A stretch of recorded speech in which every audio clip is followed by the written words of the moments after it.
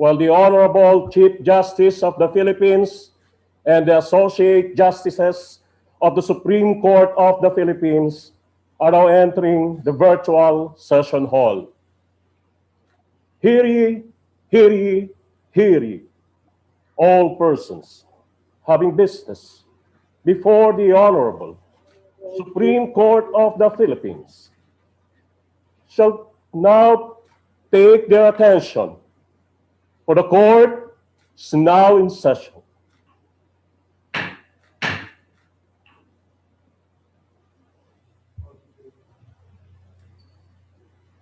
Your Honors, good afternoon. This is a continuation of the oral arguments on the 37 consolidated petitions assailing the constitutionality of Republic Act number 11479 or the Anti-Terrorism Act of 2020. Appearances. May I request the 7 presenting lawyers for the petitioners and the counsels for the respondents to make their respective appearances. Good afternoon, Your Honors. Attorney Howard M. Calleja for GR number 252578, Calleja et al. Versus Executive Secretary. Ready, Your Honor. Good afternoon, Your Honors. Edsel Silagman, same appearance in GR number 252579. Thank you, Your Honors.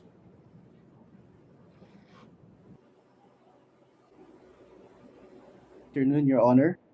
Attorney Darwin Angeles, respectfully appearing for petitioners, Justices Tonio T. Carpio, Conchita Carpio Morales, and UP Law professors in GR number 252736. Ready, Your Honor. Good afternoon, Your Honors. Attorney Camille Ross Parpan, together with Attorney Michael Christopher C. De Castro of the Free Legal Assistance Group, respectfully appearing as counsel for petitioners in GR number 252741.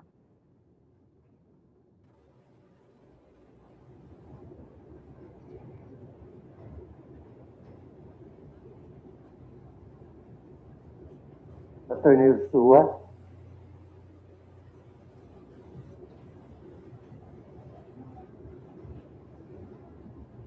Counsel for 252747. Mukhang nag-freeze si Attorney Ursua. Okay. Counsel for 252759. Good afternoon, Your Honor. Assalamualaikum. I'm Attorney Bantuas Lokman, together with me, Attorney Musa Malayang, appearing as counsel in GR number 252759. Okay. Thank you, Your Honor. Next. Good afternoon, Your Honors. I'm Attorney Randall C. Tabayoyo, appearing as counsel for the petitioner, Integrated Bar of the Philippines and its Board of Governors in GR number 253124. Okay. Is Attorney Ursua available now? Attorney Ursua, are you there?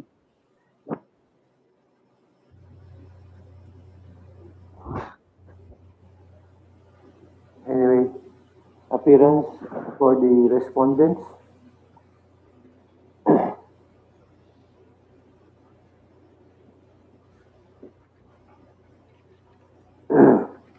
Good afternoon, Your Honors.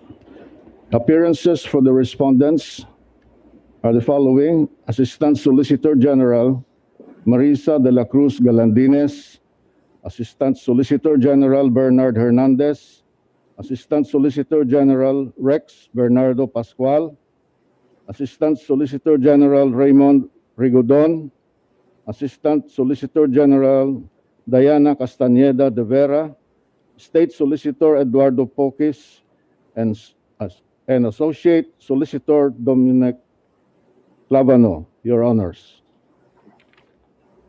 The court recognizes the appearances of the Amici Curay, Chief Justice Renato Espuno, and Retired Justice Francis H. Hardilesa. The session this afternoon is for the continuation of the interpellation of the justices on the respondents. Justice Duly, please proceed.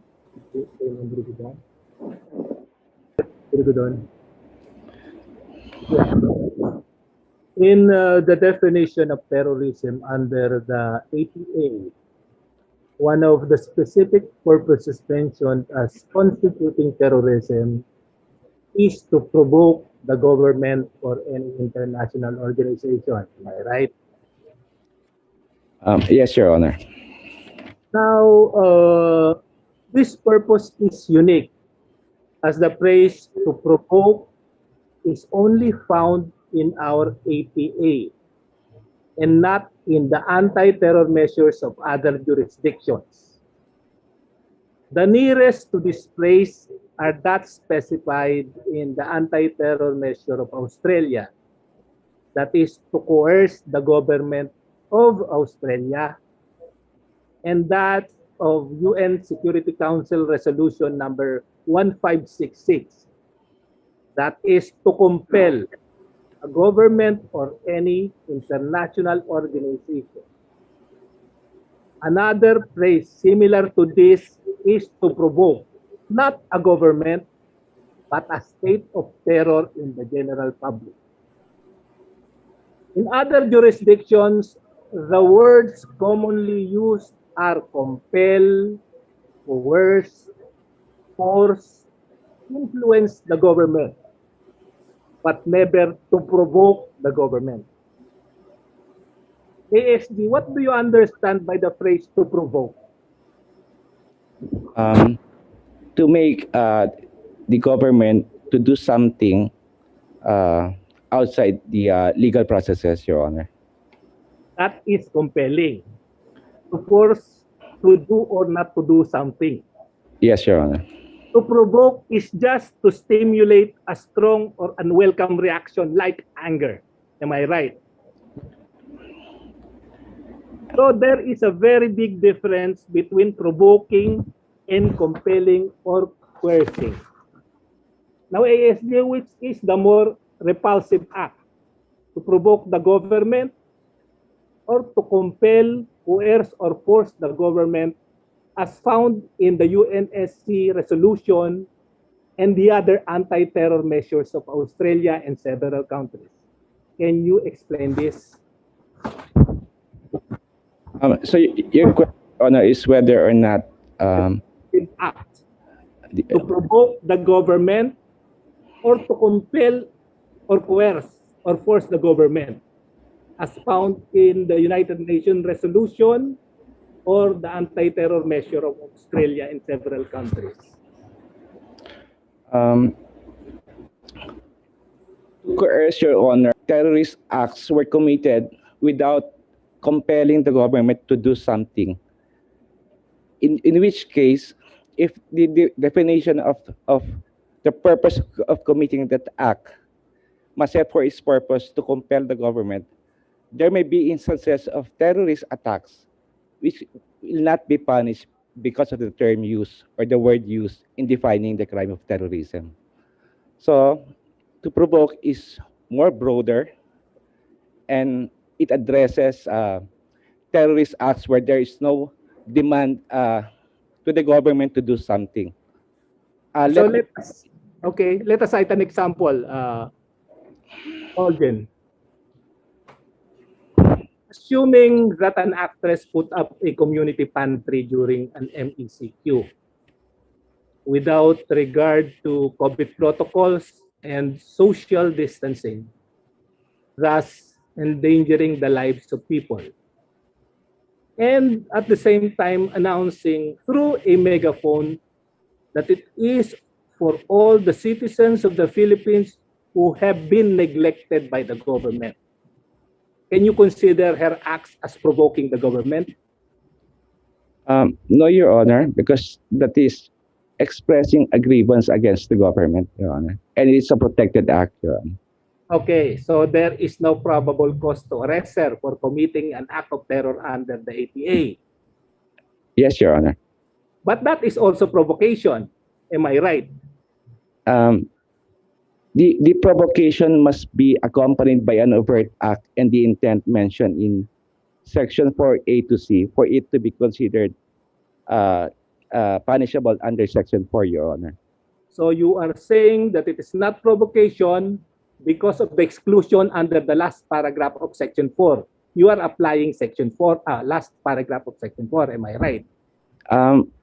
Your Honor, if it is only a provocation, but the element of overt act coupled with intent that is mentioned in the first part of Section 4 are not present, then even if it is considered a provocation, it cannot be punished under Section 4, Your Honor. So you're saying that the intention of the actress is material in this case? Yes, Your Honor, because the 4 is not there, Your Honor. How about if the person, for example, is a member of Akbayan? Would your answer be the same? Yes, Your Honor, if the other elements are not present, Your Honor.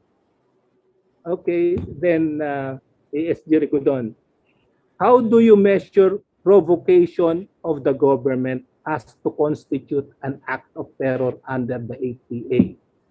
Can it be merely the slightest provocation?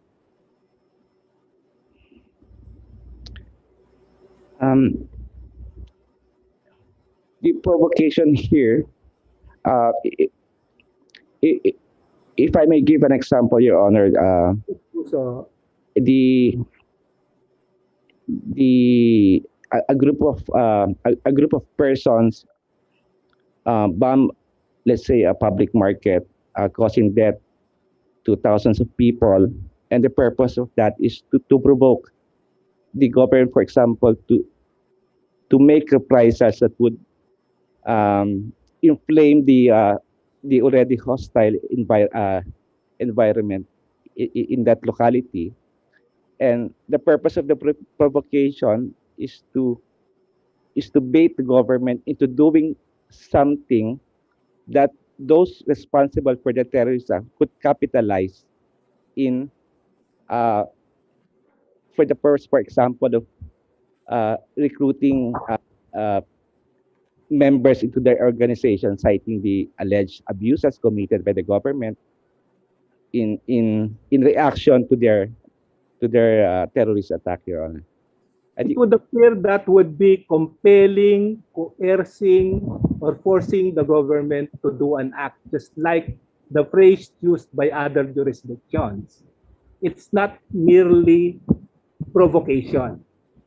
Now, if you think, why did you not use to modify provocation serious, just like seriously undermining or seriously threatening, seriously intimidating?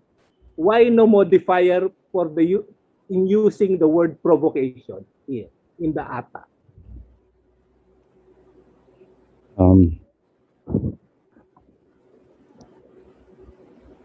I think it goes into the wisdom of the law, Your Honor. So you're saying is that it is the wisdom of Congress. Yes, Your Honor.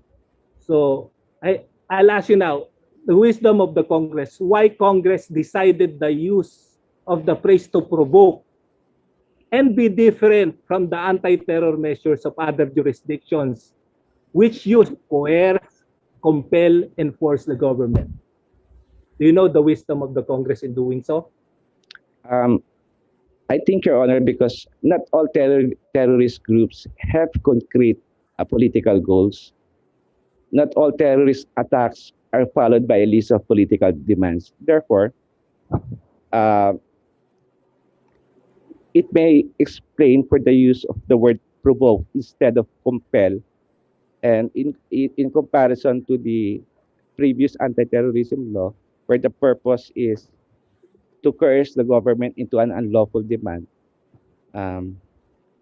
that requirement under the HSA made it difficult for law enforcers to file cases against terrorists who do not make any such demand, Your Honor, against the government. That is why, instead of including including as purpose in the definition of terrorism, the requirement that there must be an unlawful demand against the government. The Congress enumerated purposes that are not as limiting as that under the Human Security Act, Your Honor. What I fear about is that the phrase provoke the government is so vague so as to include any kind of provocation. It did not say that to provoke the government to do or to abstain from doing an act. Just it stated that to provoke the government.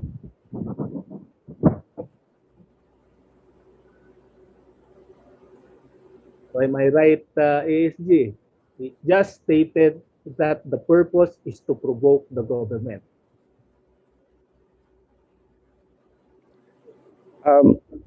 If we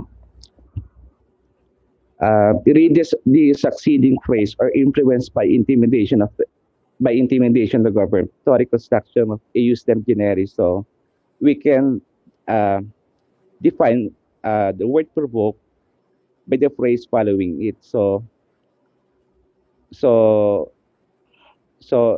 I don't think by using the word provoke, it renders this purpose as vague, as impermissibly vague, Your Honor. You explain this in your memorandum, Your Honor. because it appears that by intimidation is the modifier for the word influence the government. It's not a modifier for the word provoking the government. Yes, Your Honor. We can discuss that in the memorandum. Okay. So you made mention also in our discussion on the last paragraph of section 4, which excludes from the definition of terrorism advocacy, protest, dissent, and other exercises of civil and political rights. To inform you, these exclusions are also part of the anti-terror measures of Australia, Canada, South Africa, among others, but not in the anti-terror measures of the United States and the United Kingdom. You know that? I'm not aware of that, Your Honor. Do you think that our APA, our law, is better by including this paragraph than be silent on the exclusions like that of the US and the UK? Yes, Your Honor, because it You're correct. But despite these exclusions, the law creates an exception to the exception. What is the exception? if the exercise of the civil and political rights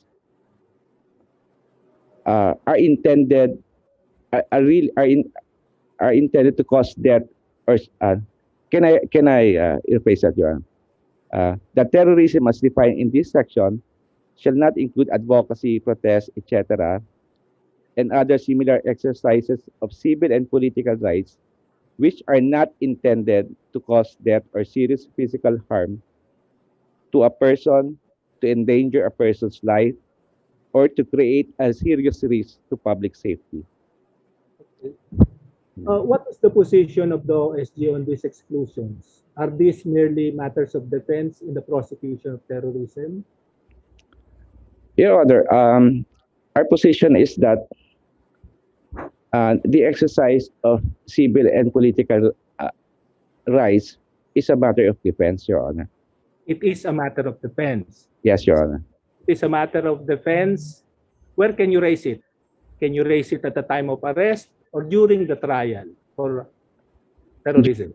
Your Honor, because the prosecution must also be given a chance to rebut the claim that the act was in the exercise of a civil or political right, Your Honor. The prosecution is also entitled to due process of law. Can I read to you the rule? The rule says that advocacy, dissent, protest, exercises of civil and political rights are not acts of terror. Yes. Yes, Your Honor. The prosecution proves the intent to commit the crime of terrorism. Yes. Yes, Your Honor. So the general rule is that advocacy, dissent, protest, and exercise of civil and political rights are not acts of terror. They are not matters of defense to be raised. It is the prosecution which has the burden to prove that they are acts of terror. That is under the ATA.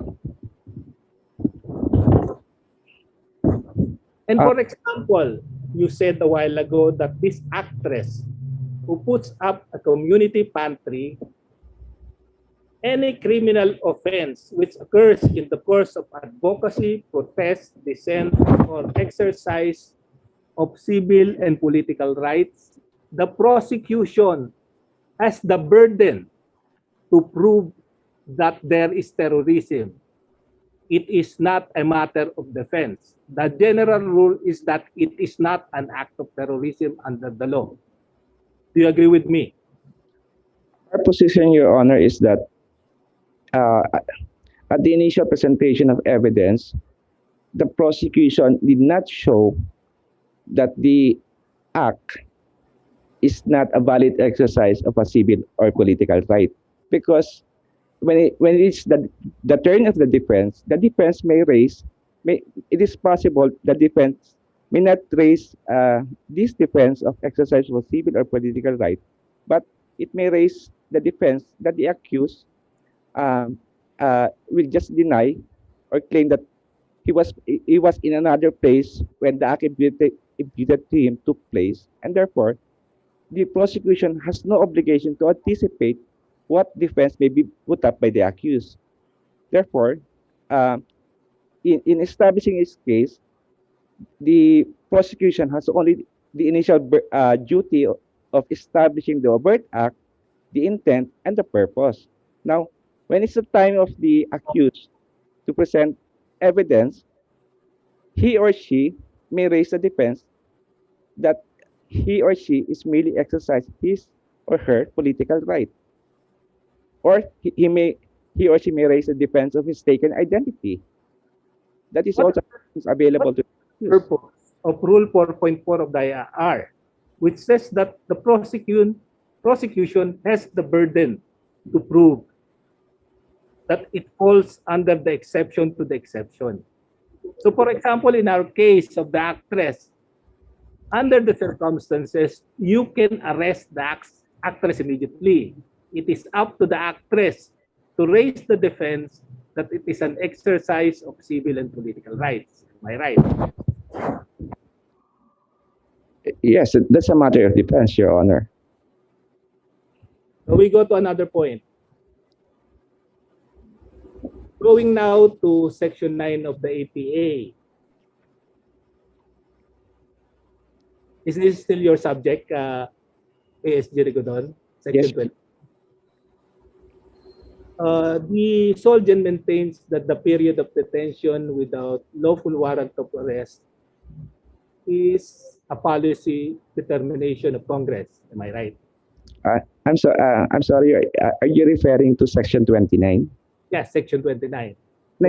Question to ASG Galandines. That is the topic assigned to her.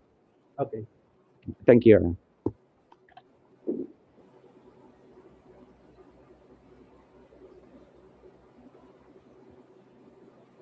Good afternoon, Your Honor.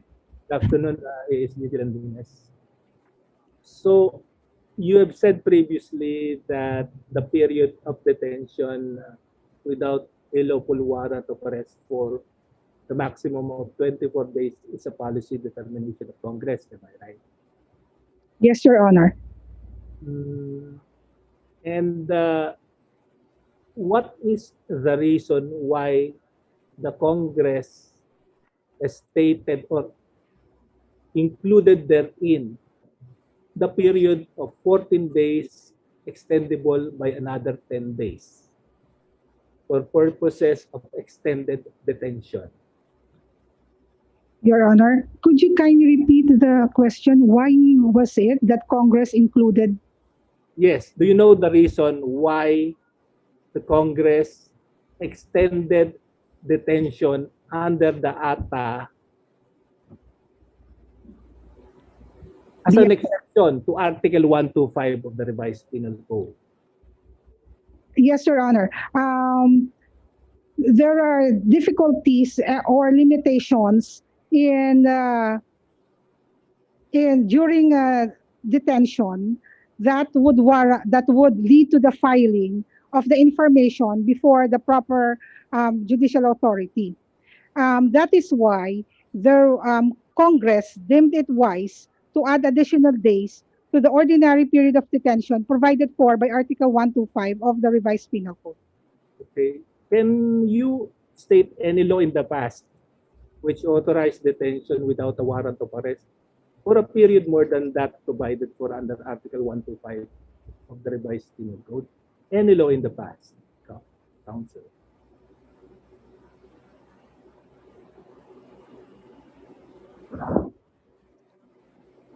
This is the first time that a law has extended Article 125 of the Revised. No, Your Honor. I am trying to. Well, you may be referring to Presidential Decree number 1936, $8 salting. Yes, Your Honor. So, authorized detention for a period not exceeding 30 days before delivery of detained to the judicial authorities. Am I right? That reason is the same as that of the ATA. That is because of the complexities of dollar salting or dollar blackmailing, which may not warrant the early filing of information in court. Now, do you know the basis of the Congress in deciding on the period of detention for 14 days, extendable by 10 days, and not 30 days considering the unique nature of terrorism, or even 59 days of detention, just like in Malaysia, or 730 days of detention, just like in Singapore? Do you know why the Congress opted to put the period of detention for only a maximum of 24 days? Your Honor, from the deliberations, we gathered that the said period of detention of 24, Congress, in its wisdom,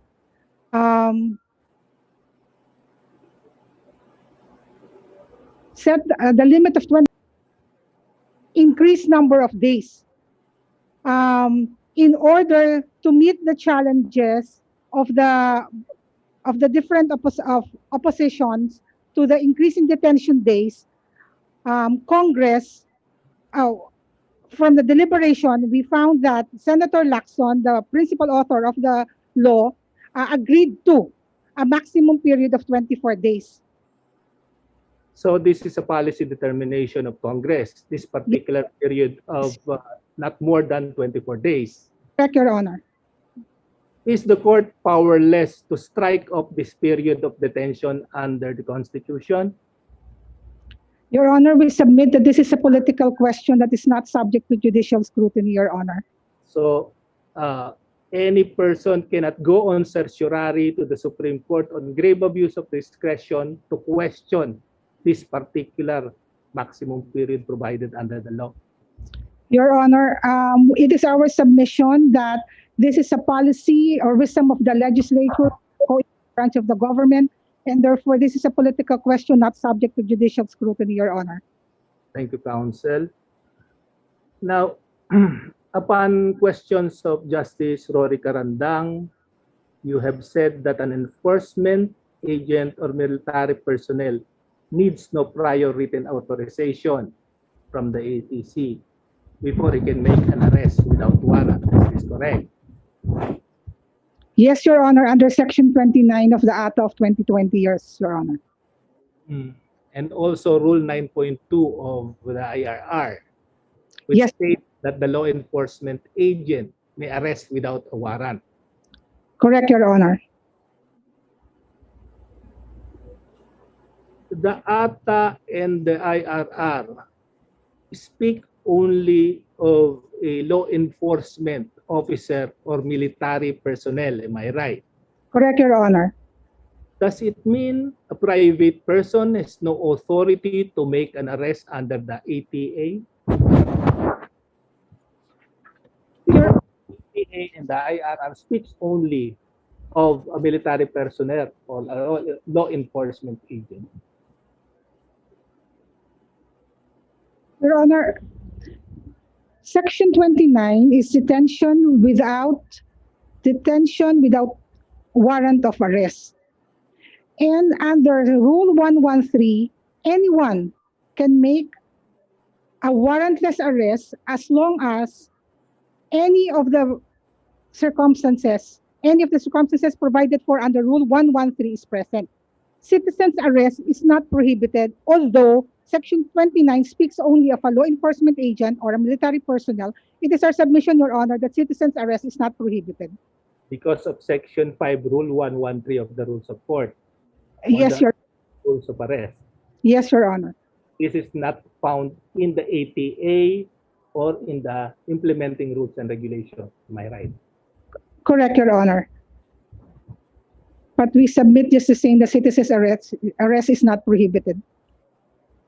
So, Counsel, regarding the written authorization issued by the ATA, or the ATC rather, is the written authorization to detain issued for not more than 24 calendar days automatic? No, Your Honor. It is not automatic, Your Honor. What is required first before ATC issues a written authority?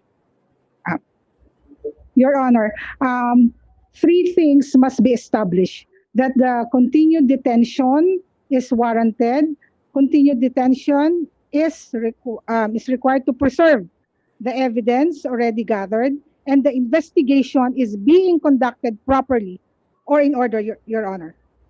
And what is the most important requisite which you did not mention? Detention is necessary to prevent evidence related to terrorism. Detention is necessary to prevent the commission of another terrorism. Detention is necessary.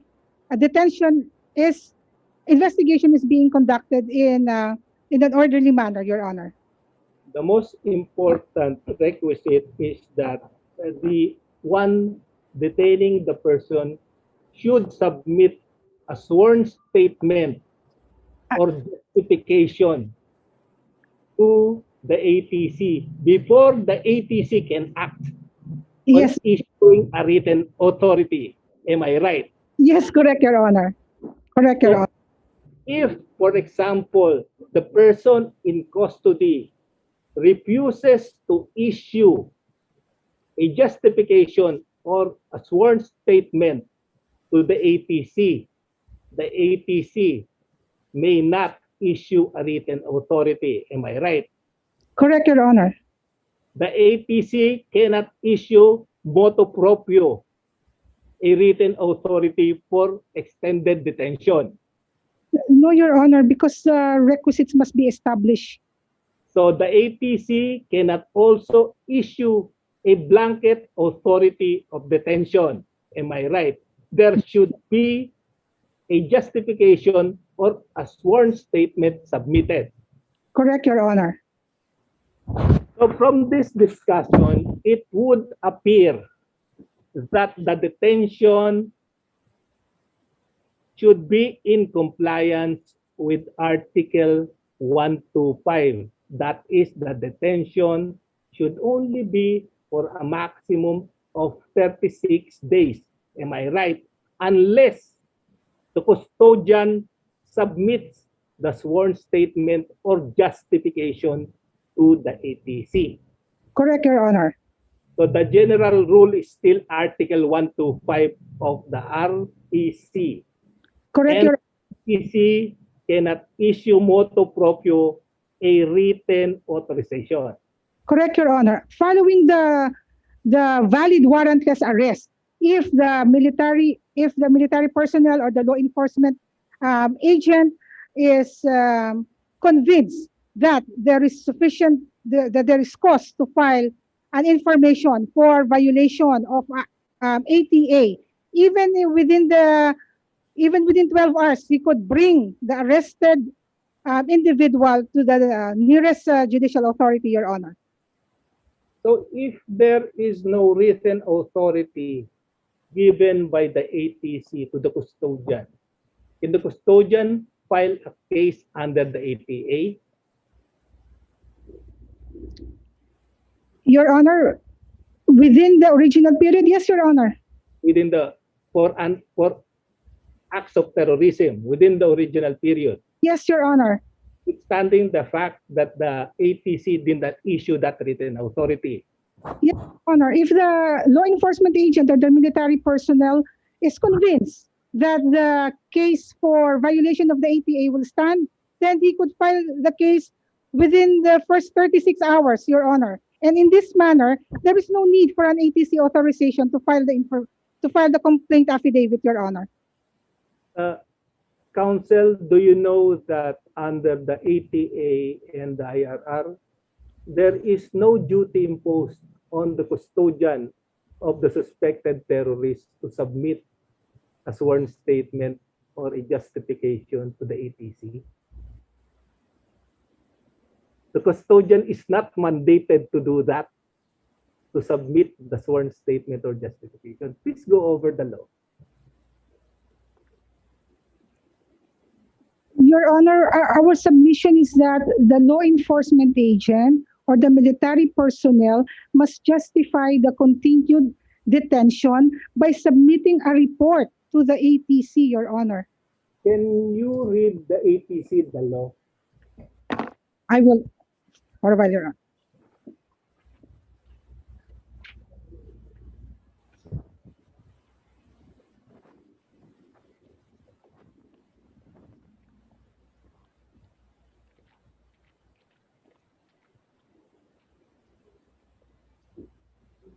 Shall without the provisions of Article 125 of the revised penal code to the contrary notwithstanding, any law enforcement agent or military personnel who, having been duly authorized in writing by the ATC, has taken custody of a person suspected of committing any of the acts defined and penalized under sections 4, 5, 6, 7, 8, 9, 10, 11, 12 of this act, shall without incurring any criminal liability for delay in the delivery of detained person to the proper judicial authorities, deliver said suspected person to the proper judicial authority within lane, and taken into custody by law enforcement agent or military personnel.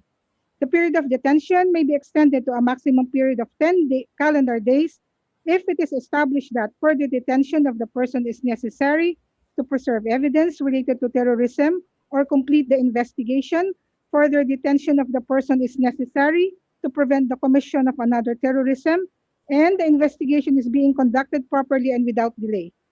So, Counsel, both Section 29 of the ATA and Rule 9.1 of the IRR they do not impose any duty on the part of the custodian to submit a sworn statement or justification.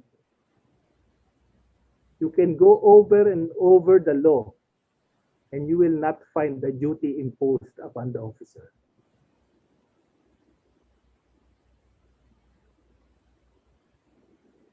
Let's go to another point, Counsel. If no written authority, for example, is given by the ATC to the law enforcement agent upon submission of a justification or sworn statement for an extension of detention. Now, but notwithstanding this lack of written authority, the custodian continues the detention of the suspected terrorist. What is the remedy of the suspected terrorist?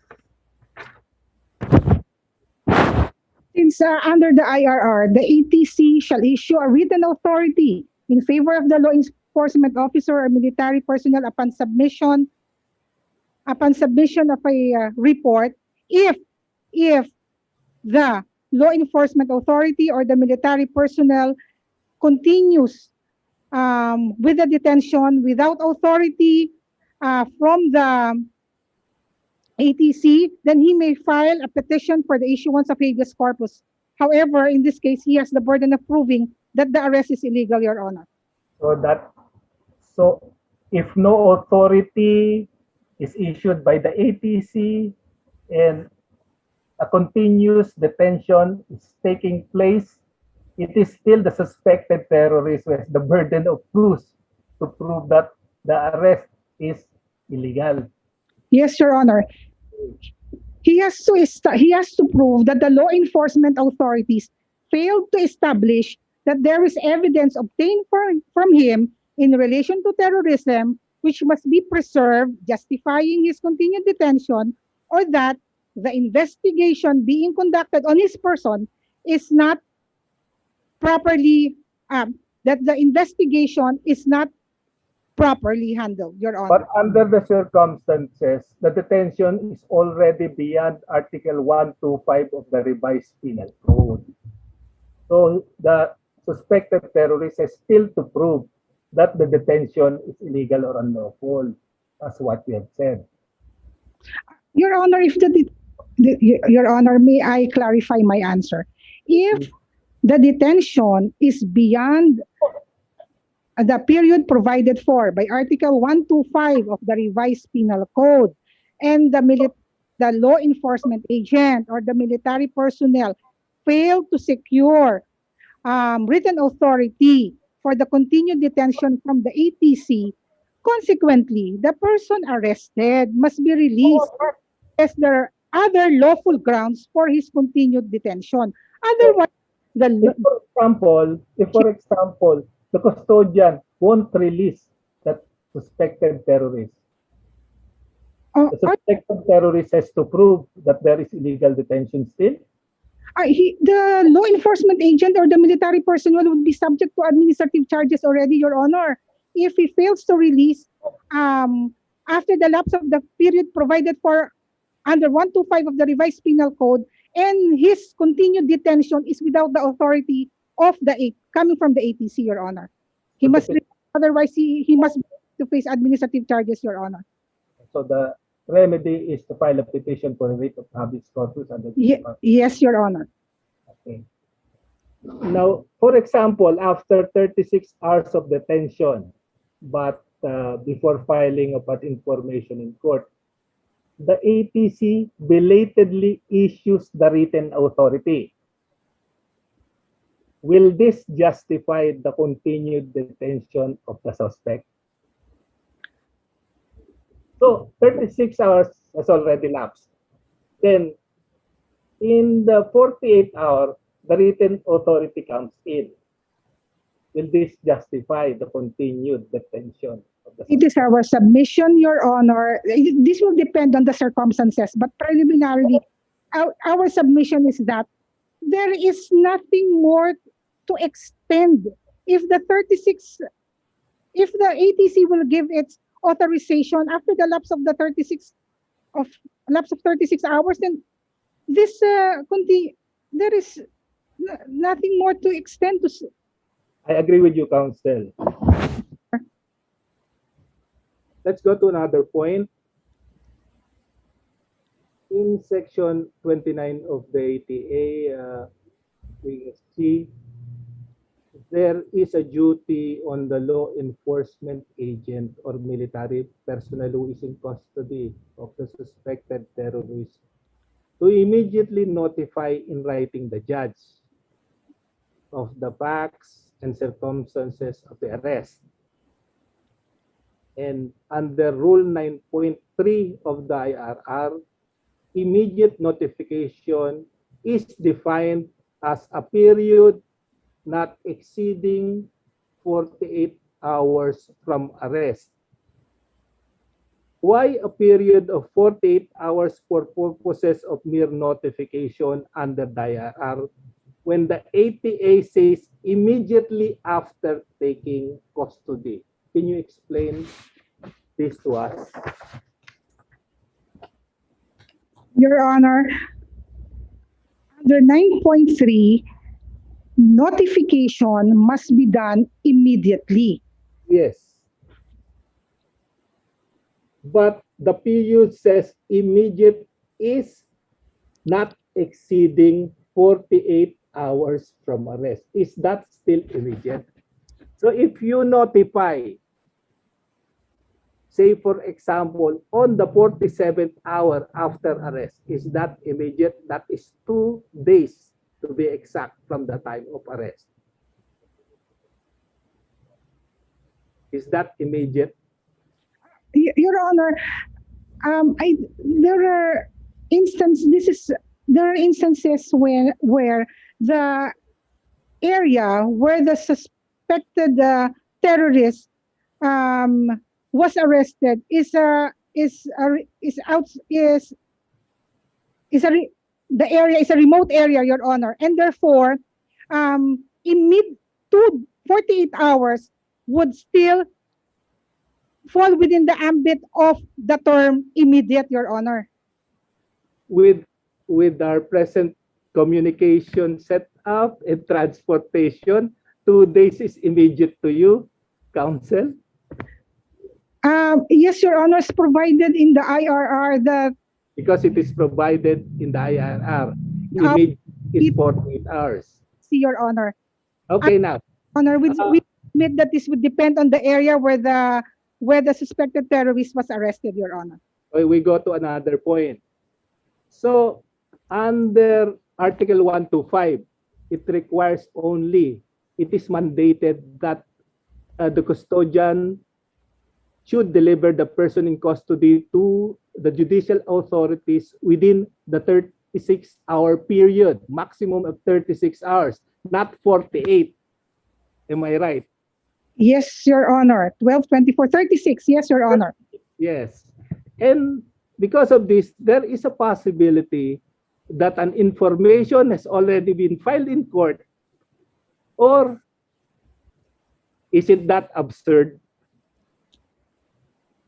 Again, Your Honor, we submit that Your Honor, that 48 immediate for areas. ASG Garandines rather, in reply to a question of Justice Rosario, you said that the government is not doing a red tagging, but a truth tagging. That was the first time that I heard about the phrase truth tagging. Can Yes. you explain to us the difference between red tagging and truth tagging? Your Honor, the government does not have a policy of red tagging.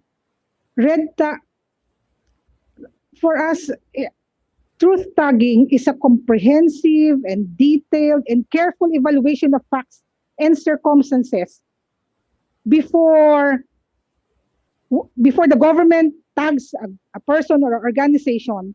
Government does a comprehensive and detailed and careful evaluation of facts, as opposed to red tagging, Your Honor, which we submit is not a government policy, Your Honor. Okay, that's all. Counsel, thank you. Thank you, Your Honor. Thank you, Chief Justice. Thank you, Justice Rodil. May we call Justice Inting to proceed with his interpellation.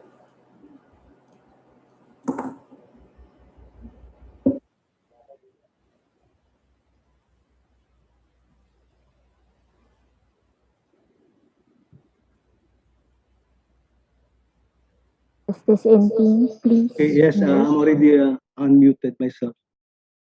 Thank you, Chief. Assistant Solicitor General Marisa de la Cruz Galandines, can you hear me?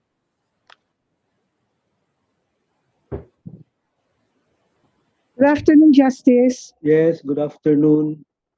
Of the constitutionality of the provisions of the Anti-Terrorism Act, or ATA. So allow me to begin my interpellation by turning to the other aspect of this case, specifically the context and some practical aspects of our country's war on terrorism. So my first question is, has the President issued any public statement regarding the implementation of the ATA and full respect for human rights or the Bill of Rights? to your knowledge? Because there are already cases filed, no? 3 cases. Yes, Your Honor. In fact, Your Honor, the Solicitor General is in his opening statement quoted the President when the President did say that kung hindi ka terorista, hindi ka dapat matakot sa referring to the Anti-Terror Act, Your Honor. Okay. How about his cabinet officials? Have they given statements regarding this ATA? With regard to observation of human rights and the Bill of Rights, if you know? I like am the SOJ, has he given any statement regarding this? Your Honor, I'm sorry to remember any statement from the Secretary Okay. at this moment, Your How Honor. about the law enforcement agents? I cannot remember as well, Your Honor. So I'm asking this question is in order that the public will be assured that the ATA will be implemented with full respect for human rights or the Bill of Rights. Yes. The ATC in just last April 21, 2021, came up with a report detailing the various focus programs being undertaken by the different departments of the government, Your Honor. We will. So can you enlighten us with that? Can you give us an example? The ATC has taken the lead in developing and publishing a guidebook for law enforcement agents and military personnel. There is also a continuous rollout of training and workshops for our law enforcers. Also, the ATC, the NICA rather, published a primer of the frequently asked questions on the ATA, and this has been published in their website. Also, Your Honor, the DILG has begun implementation of the National Action Plan on preventing and countering violent extremism, and they have developed modules for barangay-based reconciliation programs. These are just the examples of focus programs, Your Honor, which we will gladly include in our memorandum, Your Honor. Thank you, ASJ Galindines. Yes, sir. Now, on another related point, prior to the ATA, we had the Human Security Act, no? Correct, Your Honor. Would you know the track record of the law enforcement agencies in implementing the Human Security Act, specifically relative to the full respect for human rights or the Bill of Rights? Your Honor, if I remember correctly, there was only one successful prosecution under HSA, Your Honor. So, let's move to now ahead of the Philippines with similar or more restrictive means. Do you know of any country? Particularly in Southeast Asia, Your Honor, their periods of detention is longer, very much longer, in fact, than our period of detention provided for under Section 29, Your Honor. Okay, thank you for that. Now, ASG Galindines, let us go into the specifics of the ATA. I recall you were interpellated at length by my esteemed colleagues on the nature of the functions of the ATC under the ATA, correct? That is correct. Yes. And I also recall you are very firm on your stance that the ATC performs purely administrative or executive functions. Am I correct? That is correct, Your Honor. Now, under Section 25 of the ATA, I recall that you firmly maintained during the last hearing that the power to designate a person or group as a terrorist is merely an administrative function or power. That is, did you say that? That is correct, Your Honor. So my question is, in making such designation, would the ATC need to determine questions of fact relative to the policy and standards laid down by the ATA in defining terrorist groups and or terrorism itself. The 80s, when it designates groups, individuals, group of persons, organizations or associations, domestic or foreign, does the same upon finding of probable cause, Your Honor. So you will have to determine the factual milieu of the arrested persons, That is correct, Your Honor. not automatic giving a written authority for detention. Your Honor, probable cause that under Section 25, probable cause that the individual, group of persons, organizations, or association commit or attempt to commit or conspire in the commission of any of the acts defined and penalized under Sections 4 to 12 of the Act of 2020, Your Honor. Okay. Thank you, ASJ Galindez. I think that will be my only questions. Apparently, a lot of questions have already been asked of you. So, Chief, I'm done. Your Honor. Thank you. Thank you, Justice Ginting. Justice Mon Hernando will interpolate the Respondents' Counsel.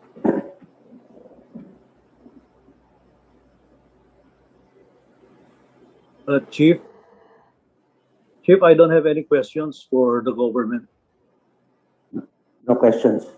I have no questions, Chief. Thank you. Okay. Thank you, Justice Mon. May we call Justice Marvick Leonen to proceed with his interpellation. Oh, Justice Kagiwa first. Sorry. Justice Kagiwa.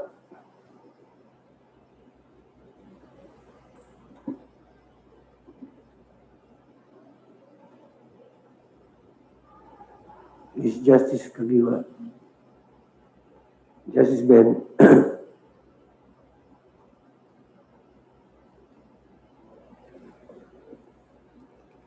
Chief, I think Justice Ami precedes me first.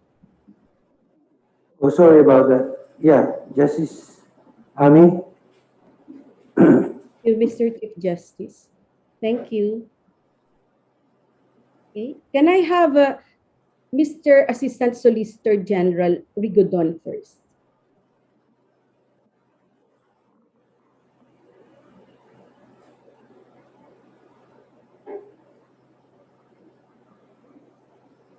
Good afternoon, Your Honor. Good afternoon, ASG Rigodon. You're not nervous anymore. This is your third time being interpellated by the court. Okay? Less anxious, more confident, and less afraid. Okay. ASG Rigodon, many of the petitioners, including their respective counsel, are bona fide members of the bar. Two of them are former members of the court who to this very date hold our highest respect and admiration. They are our compatriots whose love for this country like ours cannot be measured. They assert that instead of assuring our people protection, security, and safety, the anti-terror law triggers fears of massive rights abuses in view of what petitioners refer to as the grant of excessive and unchecked powers to the state under the law. That the law is a legalized form of capital punishment that can be inflicted anytime by one trigger-happy law enforcer or military officer. What is the government's position on this? The assertions of the petitioners are highly speculative, Your Honor.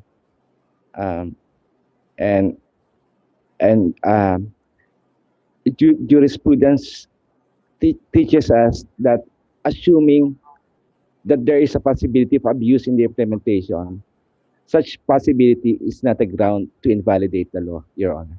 Okay, very well. If the government says that fears and apprehensions are merely speculative, then baseless, what has the government done to allay the fears, the apprehension, the suspicion and feeling of repugnance of the public toward the ATL? For one, Your Honor, in his opening statement, the Solicitor General pointed out that the government is not the enemy here. but the terrorists, Your Honor. And as ASG Galandinas stated in response to a terrorist, you have nothing to fear. All right. Is that enough?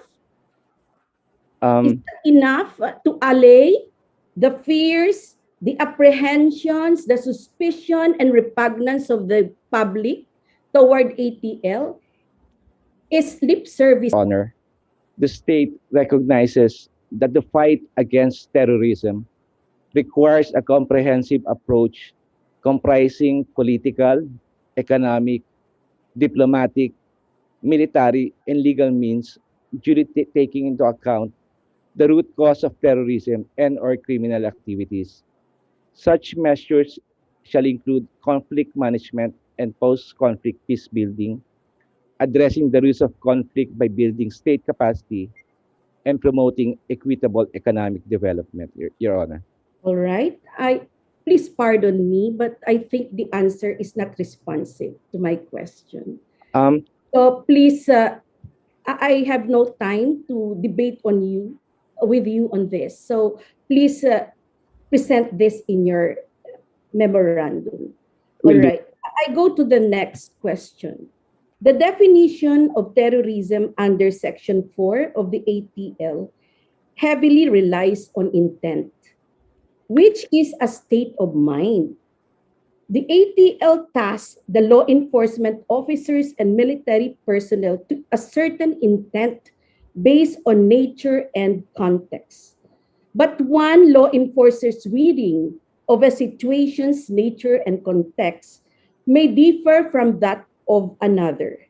Without any definitive criteria or guide on how to read nature and context, law enforcement officers may have different ideas as to what constitutes terrorism. So what has the government done or is doing to ensure that the members of the police and the military will not have varying interpretations and understanding of the ATL? As manifested earlier by ASG Galandines, the ATC has released guidelines for law enforcement and military personnel with respect to the implementation of the ATA, Your Honor. Is the issuance of these guidelines enough? Considering that the law enforcers, most of them are non-lawyers, and the ATL is such a technical and legal thing, how does the government assure the people and make sure that the understanding is one and the same so that we will avoid the misimplementation of the ATL? Does the government hold seminars, lectures, or whatever initiatives to ensure that a misimplementation or misunderstanding of the ATL will never occur at the expense of human lives? Yes, sir. I believe that the ATC will conduct, or I have no personal knowledge on whether has already conducted, but I'm sure that the ATC will consider the conduct of training, will hold seminars for law enforcers and military personnel, Your Honor. All right, that's all for you, ASG Raymond Rigodon, and thank you very much. Can I have ASG Marisa de la Cruz Galandines? Good afternoon, Your Honor. Good afternoon, ASG Marisa de la Cruz Galandines. For purposes of securing a detention authority, he or she ought to be already armed with some kind of evidence for the ATC's evaluation. Yes, Your Honor. Yes. Otherwise, there is nothing for the ATC to process. Correct, Your Honor. Now, does the law provide specific parameters or standards to be applied by the ATC in evaluating the evidence and in deciding whether to grant applications for detention authority? The law enforcement agents or the military personnel must be able to convince the ATC and present probable cause that the continued detention of the detainee is needed so that further terrorist acts could be prevented, Yes. that the continuous detention is necessary to preserve the evidence, and that the detention the detention and investigation is being conducted in an orderly manner, Your Honor. Yes. You were speaking of the extension, Yes, Your right? Honor. And the law specifies the standard probable cause. I am asking you about the initial grant of detention authority. What is the standard imposed by the law, if any? Your Honor, we submitted its probable cause, Your Honor. Why? Is it specified in the law, just like how the law specifies that probable cause for extension is the standard to be followed? It is not specified in the law, Your Honor, but we submit that it is probable cause because said suspected person to justify the continued detention of said suspected person, Your Honor, without incurring any criminal liability. Yes, you're again speaking of the extension. We're on the same page, aren't we? I was speaking of the initial grant of up to 14 days, which Yes. the law itself does not provide any standard. Okay, so please treat this in your memorandum. We will do so, Your Honor. Yes, very well. Is the grant of detention authority ministerial on the part of the ATC? No, Your Honor. It is not ministerial, Your Honor. So what are the possible grounds for denying an application? Your Honor, the ATC authority military personnel could not show that there is a necessity to preserve there was actually no evidence to preserve, or the detention is not the continued detention is not necessary because because it would not prevent the commission of any other crime. So okay. Again, Madam Assistant Solicitor General, you were again speaking of the extension. And I was asking you about the initial grant or denial of an application for detention authority. I will go to the next question. In cases where a detention authority is sought by a police or military officer following a valid warrantless arrest for the purpose of extending the period of detention up to 14 days, may the ATC deny an application on ground that the warrantless arrest was invalid? Yes, Your Honor. The ATC may deny. On that ground? Yes, Your Honor, because the law enforcement authority has to prove that the detention was by virtue of a valid warrantless arrest provided for under Rule 113 of the Rules of Court, Your Honor. All right. If the ATC does that, don't you think it's valid or not? We believe, Your Honor, that this is not an encroachment of judicial function, Your Honor. After all, it is the ATC, which is mandated by law, to extend the period of detention. And it is in consonance with the observance of constitutional rights of the detainee, Your Honor. The ATC is just an administrative body. Can it validly pass upon the validity or invalidity of a warrantless arrest? We submit that it can validly pass upon the validity of the warrant of arrest as law because the ATC is with the ATC would have to evaluate if the detention was by virtue of any of the circumstances provided for under Rule 113 for purposes of extension, Your Honor. Yes, so here is an administrative body that performs a judicial function. We submit, Your Honor, that this is a mere act of supervision and not an exercise of a judicial function, Your Honor. All right. Can you point what part of the ATL states that the council can pass upon the validity of a warrantless arrest?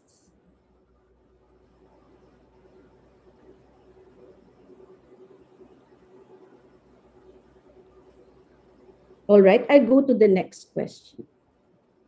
In applications for extension, the law has fixed 3 requirements.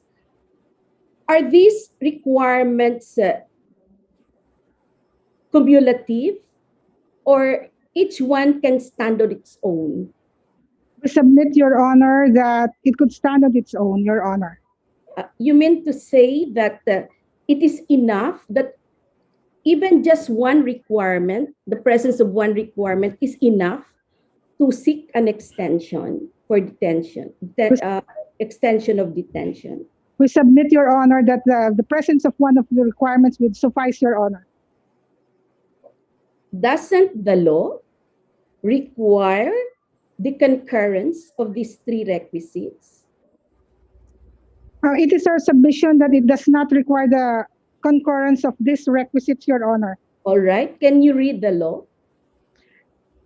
It is the period of detention may be extended to a maximum period of 10 days if it is established that for the detention of the person is necessary to preserve evidence related to terrorism. 2, further detention of the person is necessary to prevent the commission of another terrorism. And 3, that the investigation is being conducted properly and without delay.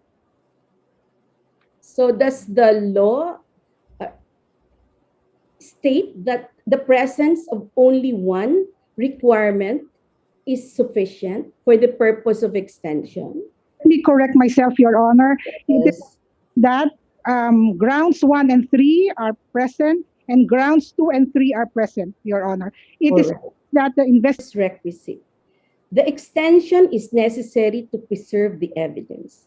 What do you mean by to preserve evidence? And how is evidence preserved? Why is there a need for additional detention period for this purpose? Are we speaking here of evidence already in the possession of the government, or evidence that is in the possession of a third person that has yet to be obtained by the government? Your Honor, when we speak of evidence that needs to be preserved, we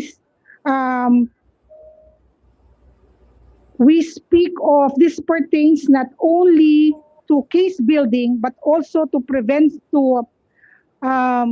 prevention of the crime of terrorism. The existence of Your Honor, let me rephrase my answer. When we speak of evidence already, when we speak of preserving evidence, it means that this pertains not only to case building, but also to the prevention of the actual crime of terrorism. The existence of these circumstances is best determined by the principal enforcer of the ATA, Your Honor. All right. So, in other words, you're saying that the evidence may pertain to one that is already in the possession of the government and another in possession of a third person, which the government intends to obtain.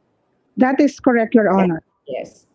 If we speak of evidence already in the possession of the government, why is there still a need to seek an extension for the purpose of preserving evidence? Your Honor, an example of this is when the law enforcement agents would need to decipher the evidence. Evidence, not the deciphering of evidence. Deciphering is one thing, preserving is another. Can you cite an example where the government needs to preserve evidence that is already in its possession? Your Honor, in terrorism, case build-up requires a number of processes.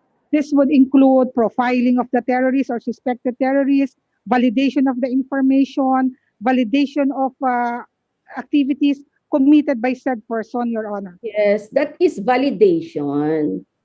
Again, that is one thing. Preserving is another. All right. Now, let's take terrorism. How is it possible that one who is already in detention may still commit another act of terrorism?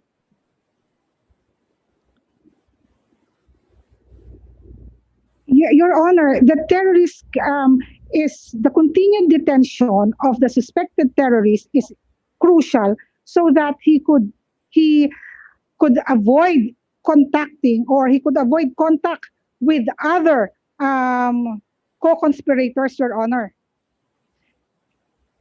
So is that not the role of the government to guard, to secure the detention prisoner or the suspect?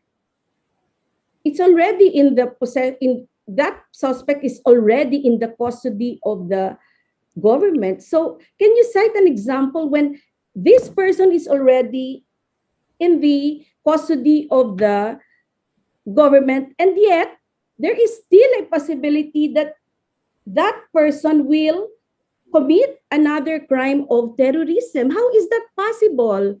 Can you cite a specific situation that will depict that requisite? Your Honor, if the arrested individual is into financing of terrorism activities, then Your Honor, even if he is already in detention, financing could still be undertaken, Your Honor. So how can he continue with the financing if he is already in the custody of the government?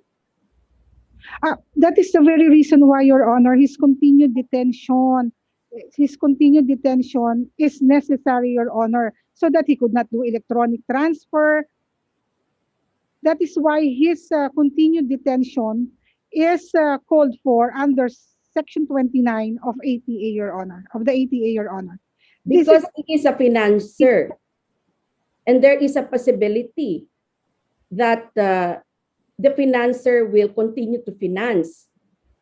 Yes, sir. A concrete example that would come to mind, Your Honor, is the case cited by Senator De La Rosa during the Senate deliberation. He because of the limitations of the period of detention, then they were mandated to release a terrorist who was arrested in Davao City. This was released in Davao City. This terrorist arrested in Davao City was released because of the short period of detention due to lack of evidence. Senator De La Rosa said that in 2016, this same terrorist was seen in an ISIS video among those who beheaded their captive, among those who did behead one of their captives, Your Honor. All right, I go to the next question. Will the suspected terrorist be informed of the application for extension of his or her detention? Yes, Your Honor. Yes. So if so, will the suspected terrorist be allowed to present countervailing evidence before the ATC for purposes of proving that the requirements or the requisites for extension have not been satisfied? Your Honor, he has remedies to question his continuous detention, but he cannot question his continued detention before the ATC. He has to go to court? Yes, Your Honor, and Yes. the available remedies provided If for you work under in our a- laws, Your Honor. Yes, so he will be informed of the application for extension of his or her detention. And will he also be informed of the evidence against him in the hands of the government? Yes, Your Honor, he will be informed. He will be informed. This evidence will be made available to him. Yes, Your Honor, because Your Honor, when this suspected individual files a case in court for habeas corpus, his argument would be that his continuous detention is not warranted because there was no evidence taken from him that would warrant preservation, or that his continuous detention is not warranted because his detention is not being conducted in a properly and orderly manner, Your Honor. All right. So you mean to say that when the detained prisoner or the detained suspect, okay, is informed of the application for extension of his detention and allowed to examine the evidence against him for the purpose of the extension, the privileged character of the evidence is already lost.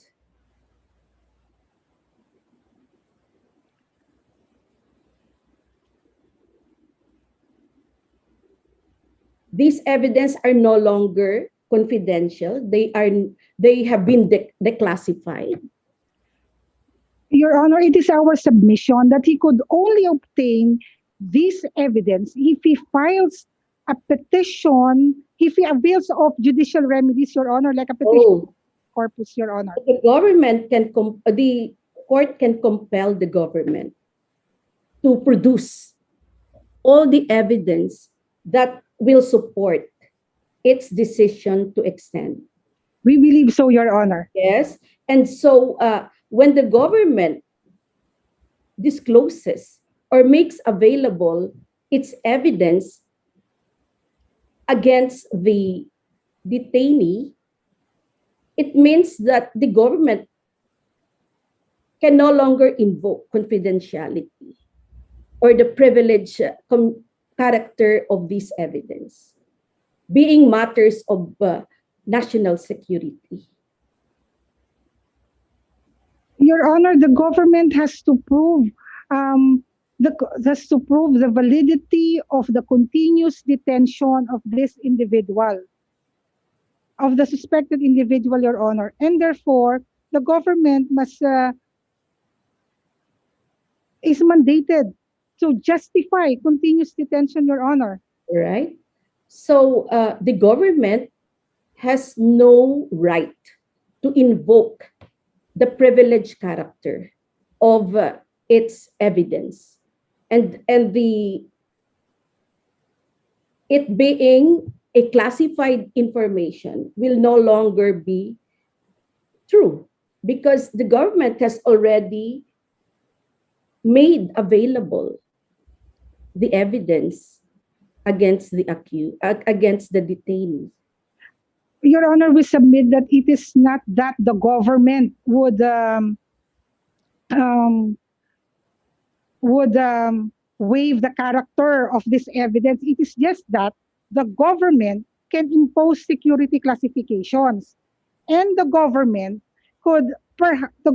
can invoke, for example, holding the hearing through an executive session, Your Honor, so that the documents would remain to be the the sanctity of this document will be preserved, Your Honor. So the classified information will be declassified, okay, in the court, in the eyes of the court, and in the eyes of the detainee.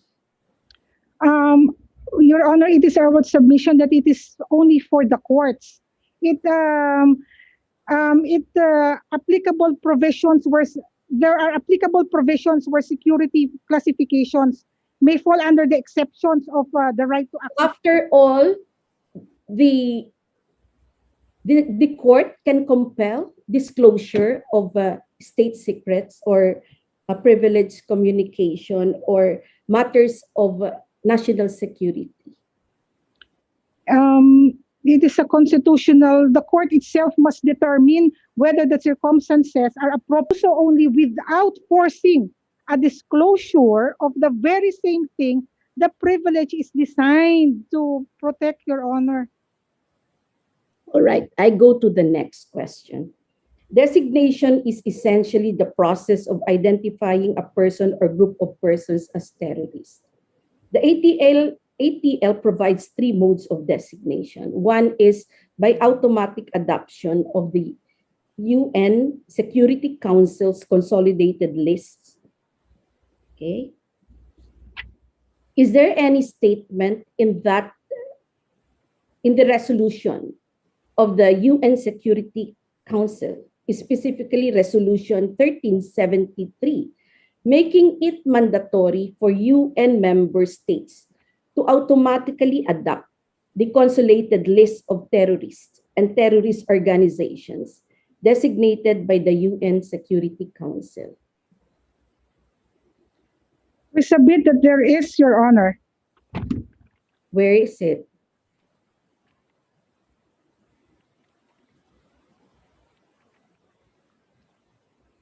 Your Honor, in 1373, it calls upon all states to find ways of intensifying, accelerating the exchange of operational information, especially regarding actions of movements of terrorist persons. Also, Your Honor, all under paragraph 3 of 1373, Your Honor. Does that equate to automatic adoption? Your Honor, it is our submission that 1373 was passed by, this is a UNSC resolution, passed under Chapter 7 of the Charter of the United Nations. And this is, and since it was passed under that article, Your Honor, it is binding on all member states, Your Honor. Binding, mandatory? Yes, Your Honor, because resolutions adopted by the Security Council acting under Chapter 7 of the UN Charter are considered binding in accordance with Article 25 of the Charter, Your Honor. All right. Charter. The United Nations Security Council itself released a technical guide for the implementation of that resolution. Okay? The technical guide states, among other considerations, it is necessary to consider whether judicial or other remedies that are effective, independent, and impartial are available to persons or entities to challenge decisions to freeze assets. So, does that conform with the position of the government that the adoption of the consolidated list is mandatory and binding upon the state member? We submit that it does, Your Honor. Why? Will you agree that there is no specific provision in the resolution that explicitly states that every member state is automatically compelled or mandated to adopt the consolidated lists coming from the UNSC.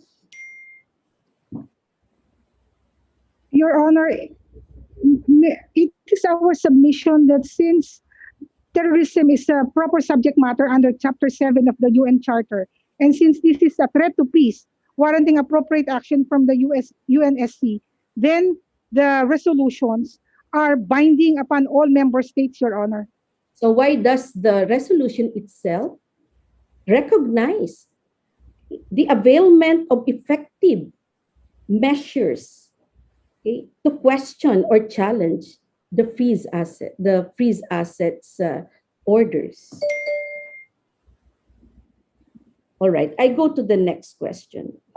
Under Section 36 of the ATL, an aggrieved party may, within 20 days from issuance of a sanctions freeze order, may file with the Court of Appeals a petition to determine the basis thereof according to the principle of effective judicial protection. Our ATL itself provides for that. Does this constitute effective remedy within the contemplation of the UN Technical Guide for the implementation of Resolution 1373? We submit that this is in compliance with said resolution, Your Honor. All right. So when petitioners presented their case, Professor Ursua shared the experience of her clients who were denied judicial recourse against a freeze order. According to Professor Ursua, her clients received copy of the freeze order only after 20 days had already expired from its issuance. Hence, they were barred from challenging it. Obviously, the issue is this scenario, that the 20-day period for filing a petition before the Court of Appeals is reckoned from the date of issuance of the freeze order rather than from the date of receipt of the freeze order. Do you agree? Yes, Your Honor. Yes. Wouldn't this circumstance render sanctions freeze order virtually unassailable in cases where there is delayed service of notice on the concerned individual or organization? In that case, would you still say that there is sufficient remedy under the law for assailing sanctions freeze orders? We submit, Your Honor, that the aggrieved party may question the matter before the Court of Appeals, Your Honor. Even beyond 20 days prescribed by law? Your Honor, the sanction freeze is the power of the AMLC has been recognized and is in pursuance to our country's obligation found under UNSCR 1373. How are you going to reconcile your statement with the provision of the ATL itself that the remedy before the Court of Appeals may only be availed of within 20 days from issuance of the sanctions freeze order? Your Honor, the sanctions freeze order found in the ATA of 2020 is merely a reiteration, or this was merely lifted from RA 10168, which is the Terrorism Financing Protection Suppression Act of 2012, Your Honor. The power,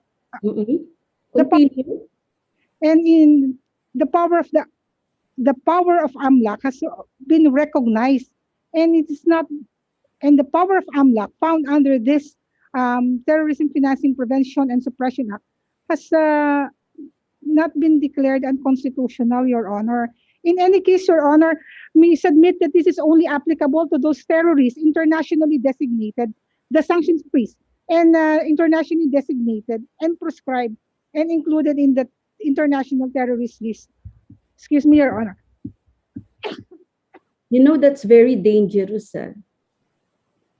Saying that beyond the 20-day period, the designated or the listed international terrorists, organization or individual may still, beyond the 20-day period, avail of remedies before the Court of Appeals. The sanction, it is effective until the basis. The sanction freeze is effective, Your Honor, until the basis issuance thereof. Yeah, it is. It subsists. All right, until without the fault of the individual or the organization. So what is the remedy of that person? You're saying that even beyond 20 days, that person can go to court and lift and have the freeze order lifted.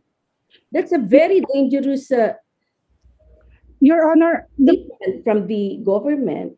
The process of delisting is always an available remedy, Your Honor. Delisting is one thing. Lifting sanctions freeze order is another. And the court, the law is clear that it can only be, the party can seek its lifting only within 20 days from issuance of the freeze order. Yes, sir. It is our submission that the sanctions freeze, that the duration of the sanctions freeze is effective until the basis for the issuance thereof has been lifted, Your Honor. And it could be lifted by the process of delisting, Your Honor. All right. The law prescribes the standard for the government or the ATC to issue an extension, all right, of detention. So it is your position that the same standard of probable cause is also applicable to the application for original detention, for the original period for detention, which is up to 14 days.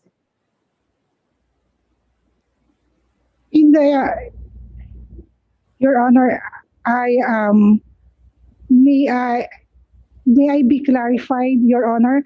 The first period of detention, the first part of the period of detention is by virtue of a valid warrantless arrest and probable cause as ascertained by the arresting law enforcement agent. Yes.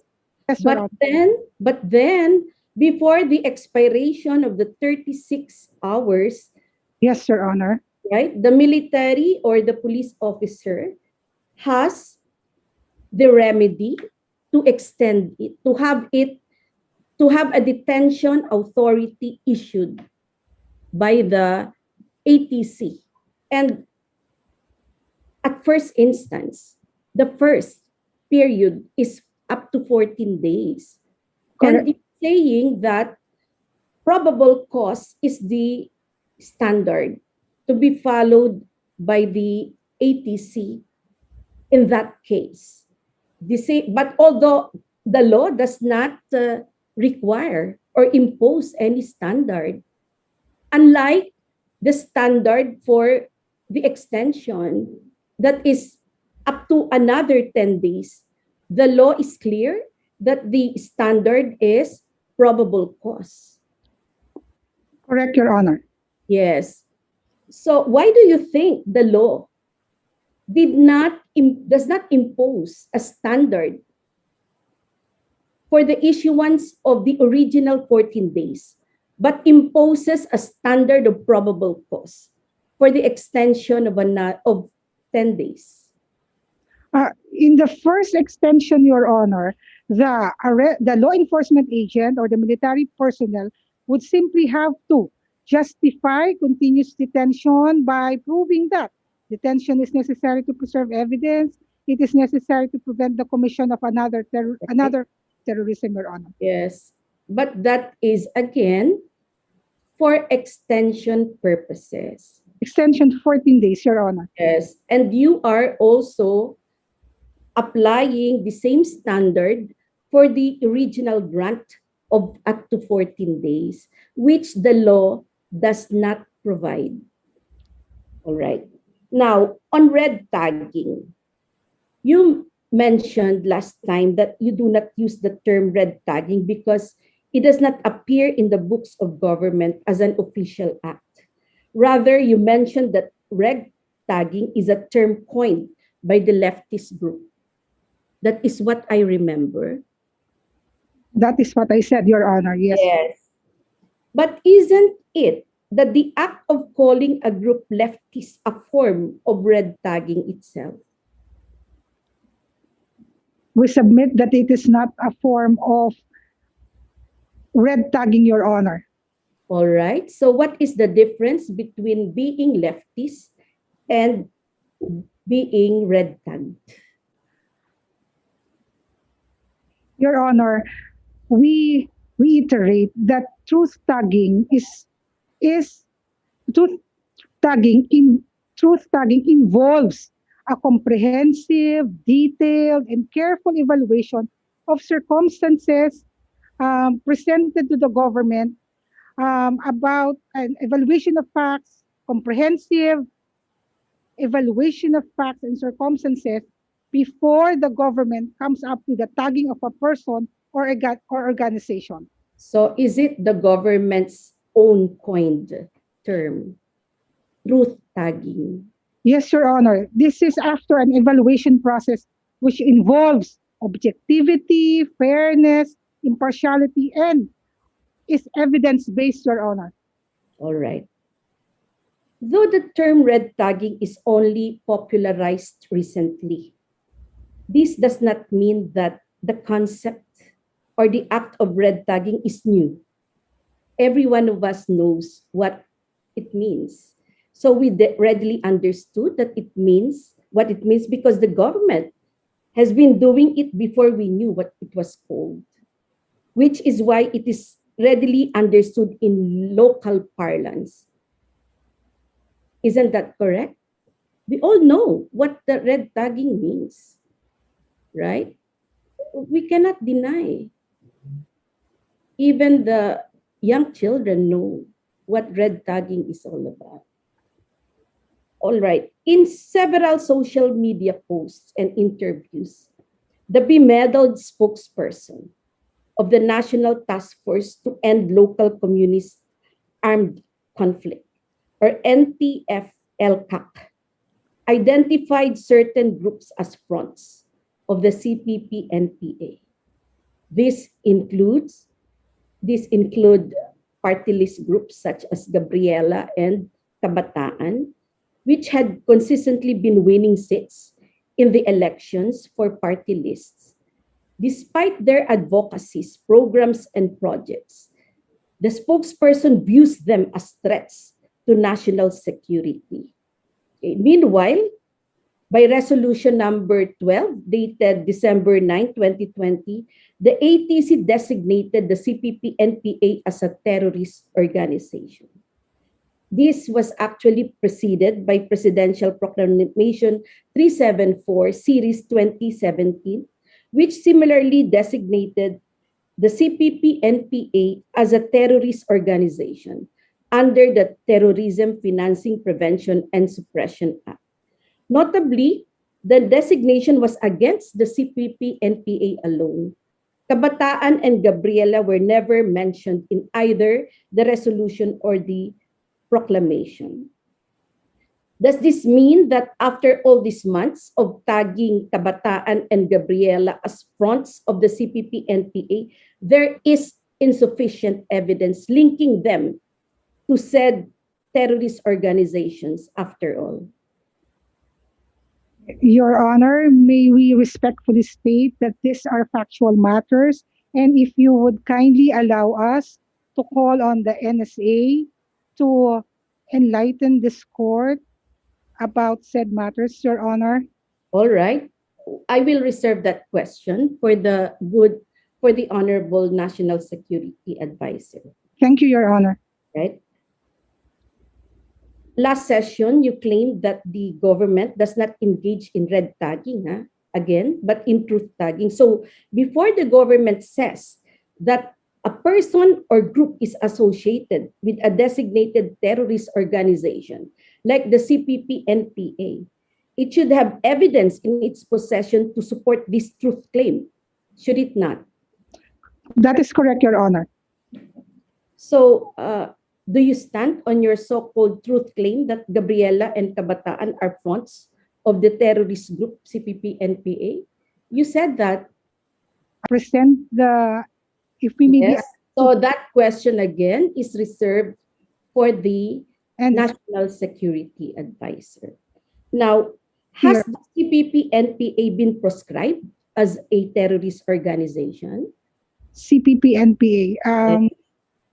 There is a CPP-NPA. There is a pending CPP-NPA pending prescription process, Your Honor. So it hasn't been prescribed yet? Not yet, Your Honor. It is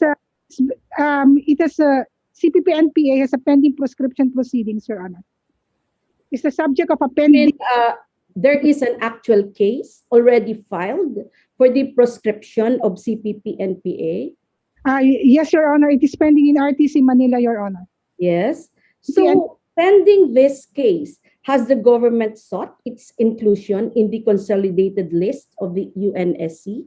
CPP-NPA, by virtue of ATC Resolution Number 12, dated December 9, 2020, has been designated as a terrorist organization, and it has also been designated as a terrorist organization in the United States of America in 2002, in the European Union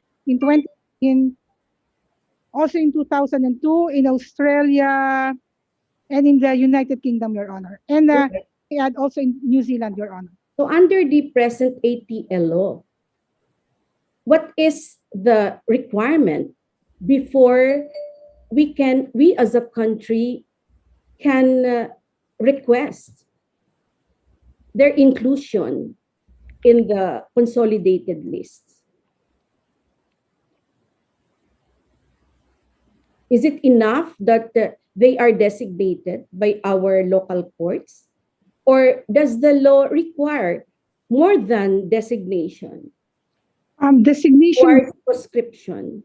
I am sorry, Your Honor. Designation by virtue of the ATC resolution would suffice, Your Honor. Would suffice? Yes, Your Honor. Designation will suffice? The CPP-NPA, by virtue of, was a designated terrorist organization in other countries following the designation of the CPP-NPA by the ATC, Your Honor. So are you saying that the designation is enough to get them listed, included in the consolidated list of the UNSC? That is correct, Your Honor. Designation would suffice. Do you have any provision to that effect?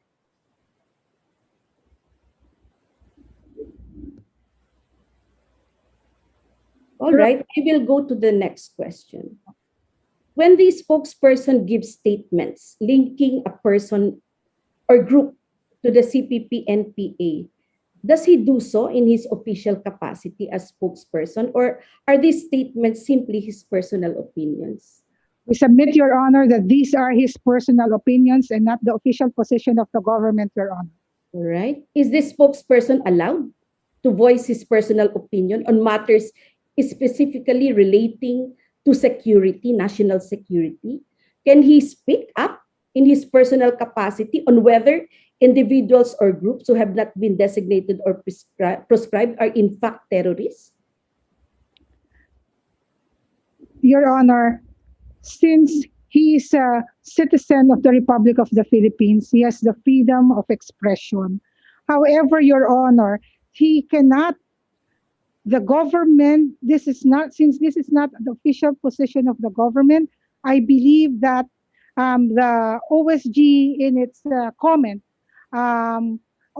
stated that the position taken by General Parlade in social media is not the official position of the AFP nor of the NTF-LCAC and was not meant to violate the petitioner's constitutional rights, Your Honor. Has the government ever disavowed his statements?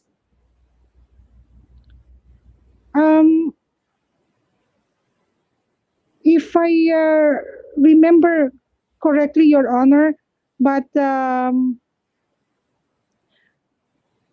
if the government, through our comment, Your Honor, that through our comment, because in our comment we said that this is not the official statement of the AFP.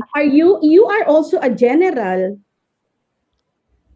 You are an assistant solicitor general, and the head of OSG is also a general, solicitor general. You are the lawyer of the government. Are you authorized to disavow the statements of the spokesperson? Your Honor, again, may we be allowed, we submit that these are factual matters involving the position of the AFP and the NTF-LCAC, and we submit that the NSA is in a better position to address this matter. Right. So I reserve that again for the National Security Advisor. Now, in one of his interviews, broadcaster, in one of the TV interviews of the spokesperson, broadcaster Miss Karen Davila asked him, if you really have evidence against the groups you're red tagging, why not take them to court? And this is his response. We don't have evidence, which is why we've just been red tagging them all these years. This is why we want the anti-terror law and its IRR. With this law, we don't need evidence anymore and can attack anyone we want just by calling them terrorists. What can you say about that? Your Honor, I was not privy to this statement. I do not. May we again ask? Yes, you can actually check this. Yes, to answer this. You can verify this if he really said this. All right, but it's all over on the postings of social media and even ABS-CBN. Now, do you agree that red tagging is the meta-legal version of prescription and designation? Your Honor, again, we submit that we do not adhere to nor believe in this. Yes, meta-legal. Do you have an idea of what meta-legal means? Yes. Yes, what does it mean? We do not subscribe to the fact that red tagging is the meta-legal of prescription and designation, Your Honor. So what is meta-legal?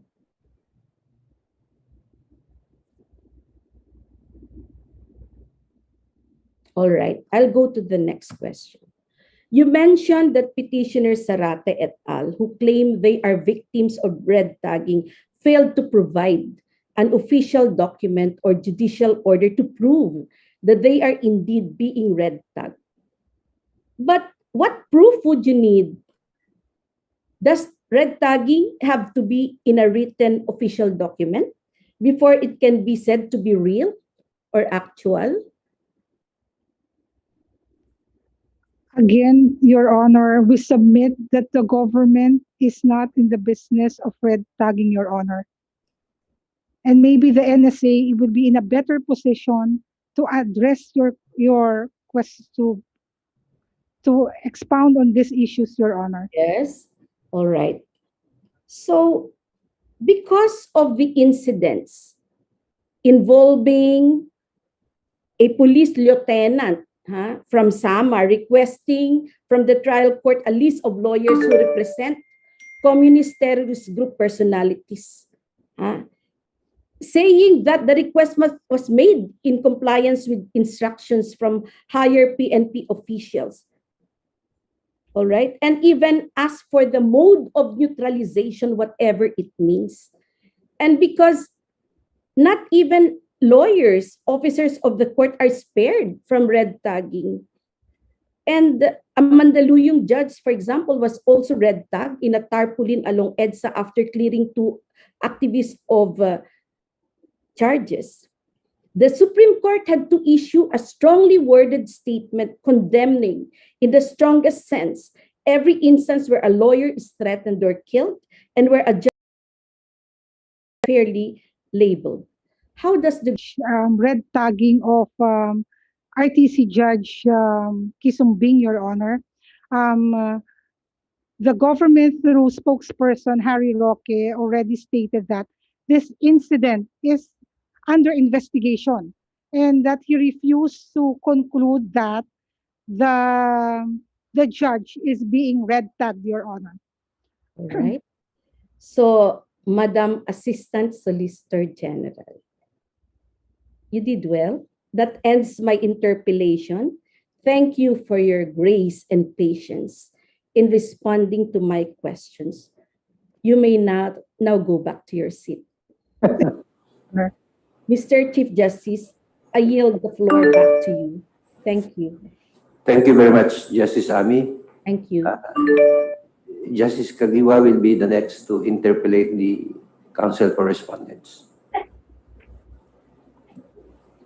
Thank you, Chief. Can I be heard? Yeah, we can hear you, Justice Ben. Can I ask ASG, the girl, Galadines?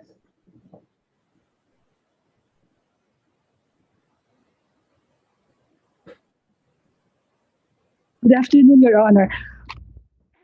Good afternoon, Your Honor. Good afternoon. My colleagues have covered a lot of my questions, so my questions now will be they're really just seeking clarification on your position.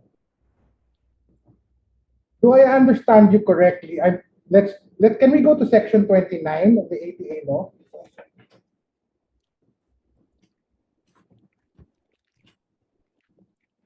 Do you have a copy before you? Yes, Your Honor.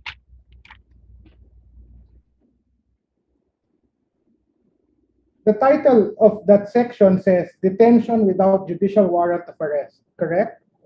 Correct, Your Honor. It doesn't say extension of the period of detention. It says detention without judicial warrant of arrest, correct? Agree, Your Honor. Now, I'm trying to understand your position. My reading is, and I'm reading the law now, the provisions of Article 125, to the contrary notwithstanding, any law enforcement agent or military personnel, who having been duly authorized in writing by the ATC, has taken custody of a person suspected of, etc., etc. Is it your position that that phrase, having been duly authorized in writing, refers only to an extension of the period of detention and not to the arrest? Yes, Your Honor. That is our position, Your Honor, that the arrest, the valid warrantless arrest, is by virtue of Rule 113 of the Rules of Court, Your Honor, and not by virtue of an authority given by the ATC. Understood. But do you agree with me that the language of the law itself, just now, the one that I've read, can be understood to mean that the law enforcement agency or military personnel needs to be duly authorized in writing in order to effect an arrest? Just the law itself, no internal rules. We submit, Your Honor, that it does not call for that interpretation, Your Honor. It says that the phrase having been duly authorized in writing by the ATC immediately precedes any law enforcement, immediately follows any law enforcement agent or military personnel. And it immediately precedes the phrase has taken custody of a person. Is it not reasonable to interpret this to mean that it is the ATC that issues the warrant of arrest? Your Honor, of the warrantless arrest. Okay. Now, as counsel, are you counsel for the ATC as well? Yeah, yes, Your Honor. So, do I take it as ironclad that your position is that ATC never will issue a warrant of arrest? Do I understand that to be the position now, even of the ATC? Yes, Your Honor, that is the position of the ATC. The ATC will never issue a warrant of arrest. The warrant of arrest contemplated by Section 29 is a valid warrantless arrest provided for by Rule 113 of the Rules of Court, Your Honor. Okay. Therefore, are you saying that the Rule 9, 9.1, 9.2, up to 9.7 of the IRR is your position as well? Yes, Your Honor. 9.1, yes, Your Honor. The ATC does not issue a warrant of arrest. Section 29 does not authorize the ATC to issue warrants of arrest. Yes, and you are relying also on section or Rule 9 of the IRR to support your interpretation of the language of the law, right? Yes, Your Honor. Okay. Can I call your attention to the third paragraph of section of Rule 9.1? Can you read that for us? If the law enforcement agent or military personnel is not duly authorized in writing by the ATC, he shall deliver the suspected person to the proper judicial authority within the period specified under Article 125 of the Revised Penal Code, provided that if the law enforcement agent or military personnel is able to secure a written authority from the ATC prior to the lapse of the periods specified under Article 125 of the Revised Penal Code, the period provided under paragraph 1 of this rule shall apply. Okay. My reading of this third paragraph is that it speaks of two things to be in writing. The first is the one in the first line. If the law enforcement agent or military personnel is not duly authorized in writing by the ATC and that person effects an arrest, he shall deliver within the periods of Article 125. So as to sidestep the periods of Article 125, the next line talks about a different piece of writing. It talks about a written authority from the ATC extending the period. Is that a wrong reading as from your position? Your Honor, it refers to the same authority in writing. It is the same, Your Honor. We have the same. That's not how it's worded. The way it's worded is if the law enforcement agent or military personnel is not duly authorized in writing. Correct, Your Honor. If the military officer is not authorized in writing to extend the period of detention. No, that's not what it says. It says he shall deliver. And it's only in the latter part of the paragraph that he talks about an extension. Yes, Your Honor. If the law enforcement agent or the military personnel is not authorized to extend, then he must deliver the person he arrested by virtue of a valid warrantless arrest to the proper judicial authorities following the period provided for by Article 125 of the Revised Penal Code, meaning the maximum period he could detain that person arrested would be 36 hours, Your Honor. Okay, I understand what you're saying, but I'm not seeing the language. The language of the law in itself, for me, is vague. It is ambiguous. It is susceptible to two interpretations. The IRR, the third paragraph, seems to support the proposition that the ATC will have to authorize an arrest. So this is something that's important to me. So can you devote some time in your memorandum to explain your interpretation? We will do so, Your Honor. All right. My only other question refers to the definition of terrorism. Under section 4,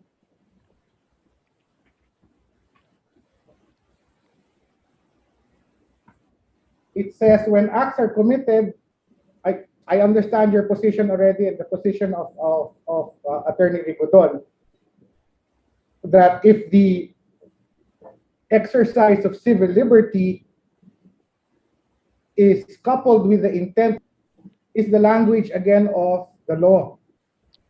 It says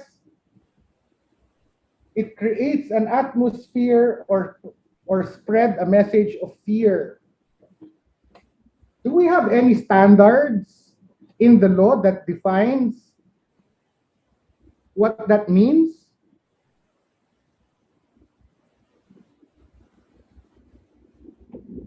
Is there a standard in the law that says blah, blah, blah is equivalent to creating an atmosphere or spreading a message of fear?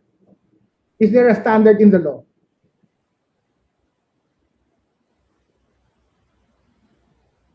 There's none. Is there a standard in the IRR? For Section 4, standard of fear, maybe how to address that in our memorandum, Your Honor. No, but do you agree with me that for your recollection now, there is no such language, right? Under Section 4, yes, Your Honor. As well as IRR, there is no such language defining what is an atmosphere of fear. Correct?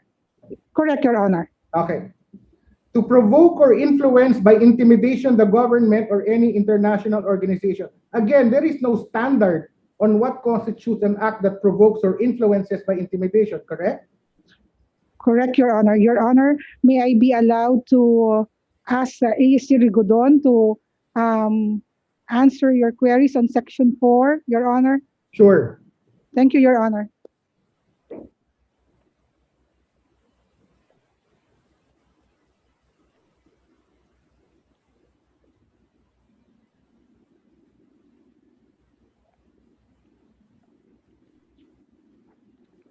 Good afternoon, Your Honor. Good afternoon, Attorney. My question is there any provision or any other language in the law that provides a standard for an understanding of what an atmosphere of fear is?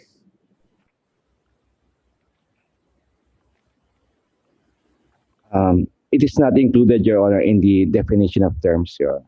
What about influencing by intimidation or provoking the government? Is there a definition or a standard?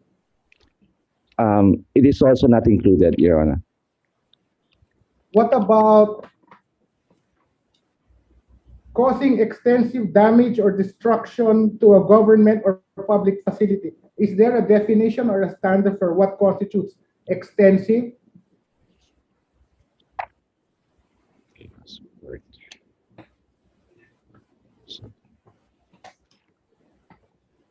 There is no definition.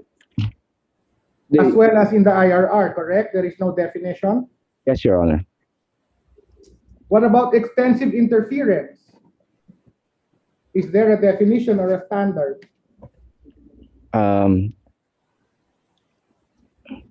The phrase extensive interference is not included in the definition of terms, Your Honor. All right.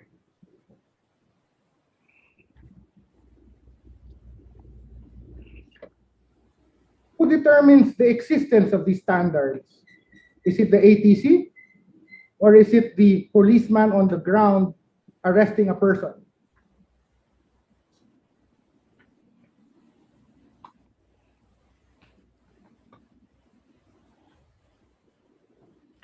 If the ATC does not issue, according to Attorney Galadines, if it does not determine the authority for a policeman to arrest a person for violation of the anti-terror law, therefore, the decision to arrest based on the provisions of the law rests with the arresting officer, correct? Yes, Your Honor. And yet, that person will have no standard to understand what intimidating the general public means, correct?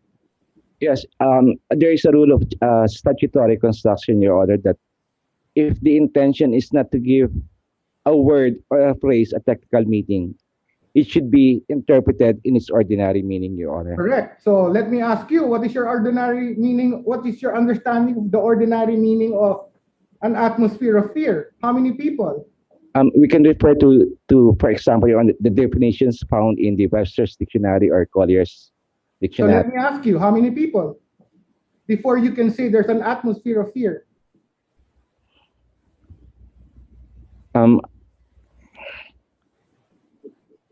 My own interpretation is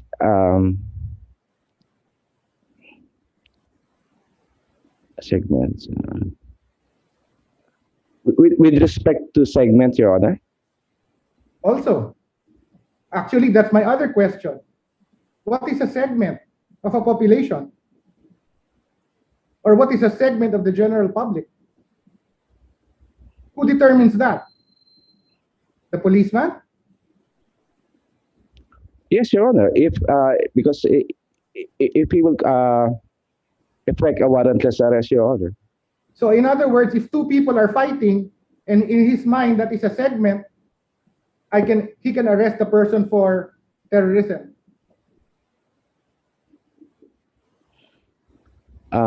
Two people are fighting.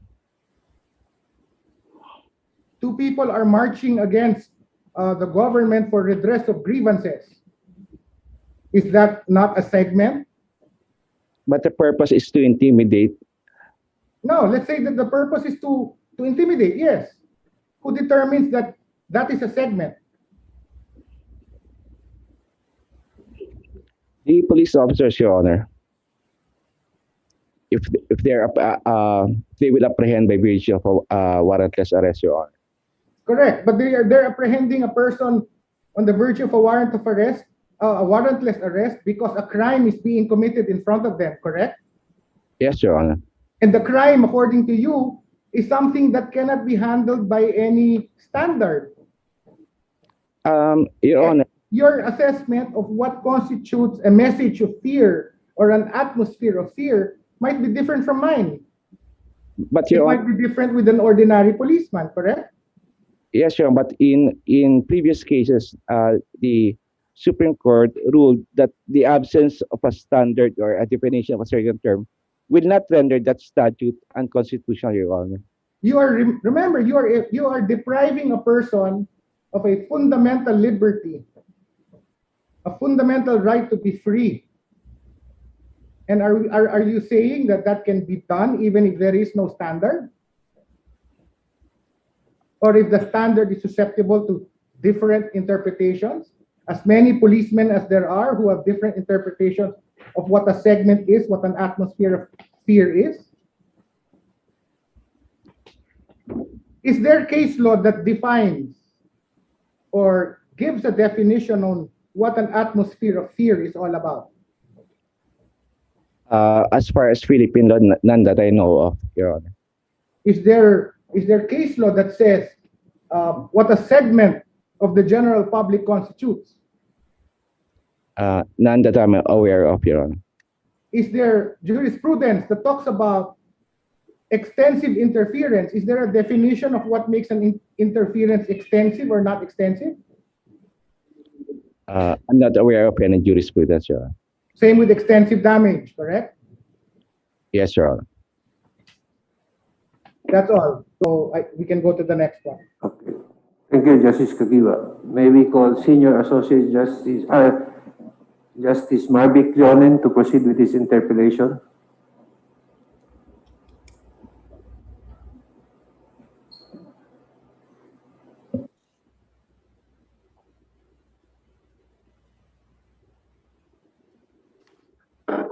Good afternoon, Chief. Good afternoon, colleagues. May I ask who is in charge of judicial review?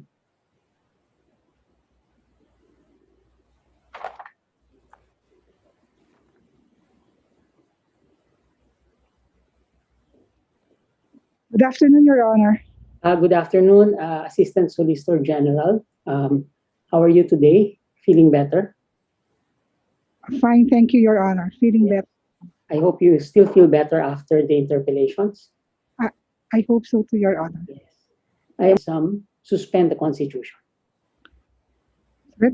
No, Your Honor, it does not. It doesn't suspend the Constitution. No, Does terrorism or the existence of terrorism also suspend the Constitution? No, Your Honor. No, it does not suspend the Constitution. Otherwise, we will not be here because then our relevance would be undermined as a court. Because we're not a political body, we stand only because we have the Constitution to implement. Is that not correct? Is that correct? That is correct, Your Honor. Yes. Okay. And of course, at the time that the Constitution was being promulgated, this was in 1986. And at the time that the sovereign was weighing the words that were in the Constitution, terrorism did exist in 1986, but it had no specific definition internationally or even within our borders. That is correct. That You is agree? agree, Your Honor. Yes. But the absence of the existence of the term terrorism or even the public concept or a unified public concept of terrorism at the time that the Agree, Your Honor. yes, shown of the past in 1986 or 35 or even the 1900s, but it should also be given what the text can bear, given what the text can bear. In other words, we cannot change the words, but the interpretation should not become too absurd because we cling to an interpretation that is already in the past. You agree? We agree, Your Honor. And that is what is meant by constitutional interpretation in general. You agree? We agree, Your Honor. Yes. And the various starting points of interpreting the words and coming out with a construction, the meaning of the words, given facts, is what we call the interpretative modality of each member of the court and the court in general. You agree? Agree, Your Honor. Yes. So we are now confronted with a challenge as to whether the legislature correctly interpreted all the words in the Constitution relevant to the statute at hand, and therefore say that the statute or various parts of it are consistent with the Constitution. You agree? Agree, Your Honor. Yes. But of course, we're different from the Senate or the House, correct? Yes, Your Honor. Yes, and for them, they hold hearings in aid of legislation. Is that, you agree? That's correct, Your Honor. Yes, in hearings in aid of legislation, I think they have a better advantage because they can call resource speakers. They can swear resource speakers. And even though the speakers will state facts as well as opinions, they are allowed to do so because they are to craft legislation in order to address present conditions. That is correct? That You is, agree? Your Honor. Yes. And the courts are usually designed in order to be able to come after, not in order to be a third chamber. So we don't hold hearings in aid of legislation, but in order to have the specific facts already committed, already done.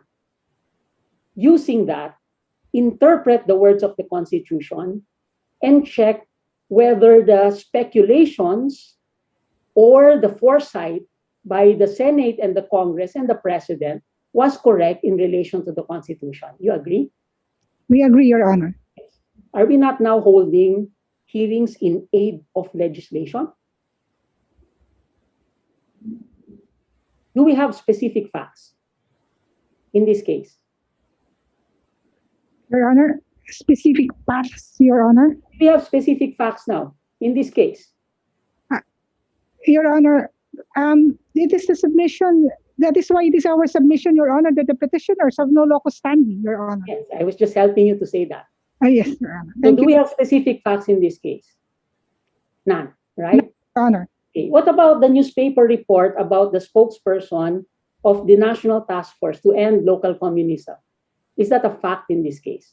No, Your Honor. We submitted it is not a fact in this case, Your What Honor. about what happened in Southern Luzon, the Bloody Sunday? Is that a fact in this case? We submit that it is not, Your Honor. What about community pantries? Is that a fact in this case? Again, we submit it is not a fact in this case, Your Honor. Oh, so has anyone been arrested? Has anyone been arrested? Yes, Your Honor, for violation of the ATA of 2020. Yes, Your Honor. And they're part of the 37 petitions here? Your Honor, they are not part of the 37 petitions. Why can we not tackle that here now? Your Honor, it is our submission that the petitioners didn't have locus standi and that. No. Why can we not tackle that? Please be responsive so that we can go faster. Why can we not tackle that? In principle, the concept of it, so that we have a fuller understanding and a fuller grasp of the doctrines in this case and what is at stake. Because there are constitutional requirements before you. Why?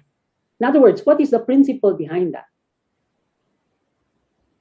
In other words, why can we not just, we are the Supreme Court, why can we not just say, bring the facts here? We'll hear it here. Because they are not a party to this case, Your Honor. Because we are not built to do that, correct? Yes, we are not built to receive evidence. Yes, we are not received to accept cross-examination of the evidence. Yes, we are not built to allow due process in the hearing. In other words, objections to every question that is asked of every witness, the calling of every witness, the qualification of every witness. We are not built to do that. And there are institutions within the judiciary that are built to do that. Is that not correct? That is correct, because the Supreme Court is not a trier of facts, Your Honor. Yes, in fact, we constructed the courts in order to be able to have lower courts to be able to deal with the establishment of facts. Correct? Correct, Your Honor. And what is meant by establishment of facts? For evaluation of facts, Your Honor. What is meant by it? What to a lawyer is the truth in trial? Proving the facts, Your Honor. And this could only... Proof in trial is what you can prove in a court of law. And proof is the effect of all the evidence, correct? Your Honor. Yes, and it is not true with respect to the Supreme Court until and unless, number one, we can take judicial notice, and number two, that the facts have been established through evidence, correct? Yes, Your Honor, agree. Yes. Okay, so that is our system. So no matter how much I would like to agree, for example, with my colleague, Justice Ben, with respect to atmosphere of fear, the vagueness in some of the provisions, and no matter how much I would agree that leftist is such a pejorative term given by someone who does not understand what is meant by being progressive or leftist, no matter how much I know that ideologically and philosophically, I cannot rule on the case on the basis of that idea because I have to rule on the basis of facts as it is there, correct? Correct, Your Honor. Yes. So if we dismiss the current petitions on the ground, for now, that we choose not to exercise our power of judicial review, does that necessarily mean that no person more directly, materially, and substantially affected may in the near future challenge a portion, or if it affects him personally, directly, materially, and substantially, a large chunk of the law here in this court? No, Your Honor.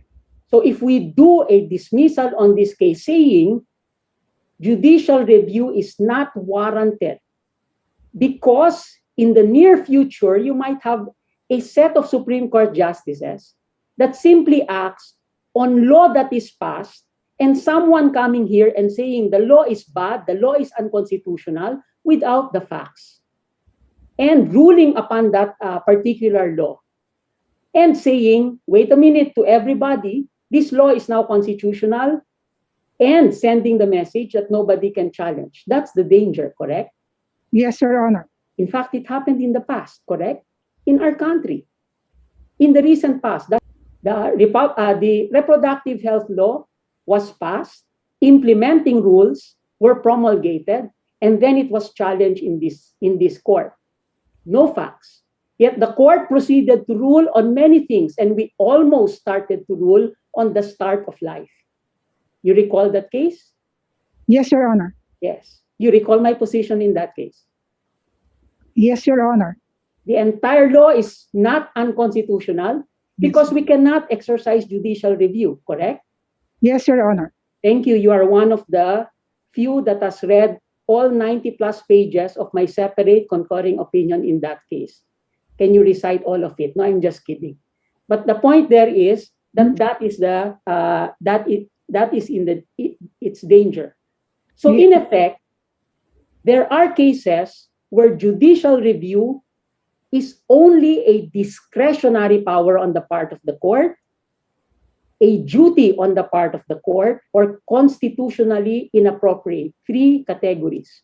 There are cases where judicial review is discretionary. Second, when it is a duty. And third, where it is constitutionally inappropriate. You agree? Yes, Your Honor. Okay. And this is basically because, again, if I will repeat, we are not a third chamber of the legislature. Neither do we have control over the president or any other constitutional organ. You agree? We agree, Your Honor. Yes. I specifically use the word control, not supervision. You agree that there is a difference? There is a difference, yes. Yeah. We cannot control, we cannot, no matter how much we ideologically differ from the president or Congress, we cannot substitute our judgment. They are tasked and they have to submit to the electorate every so often with the solutions to contemporary problems. If it works and if it does not work, we don't have to do that. We have tenure in this court. And we do not submit ourselves to the electorate to prove whether our solutions actually work or not. That's the big difference. You agree? Agree, Your Honor. Yes. Supervision is another matter. Of course, we do not supervise the president. But when any constitutional body or organ transgresses their power, gravely abusing their discretion, that is the extent of the quote and unquote supervision that the court may have. Right? Yes, Your Honor. Yes. In Tanyada versus Angara, we call that judicial review, correct? Yes, Your Honor. Doesn't mean that we're better. It simply means that the text of the Constitution, given the facts, cannot bear the meaning that you have given to the law or the implementing rule that you have actually applied. You agree? Agree, Your Honor. Yes. And therefore, when we say extraordinary jurisdiction in the progressive 1986 Constitution, it does not mean that the court can do the role of the president or Congress in order to just say everything is grave abuse of discretion. You agree?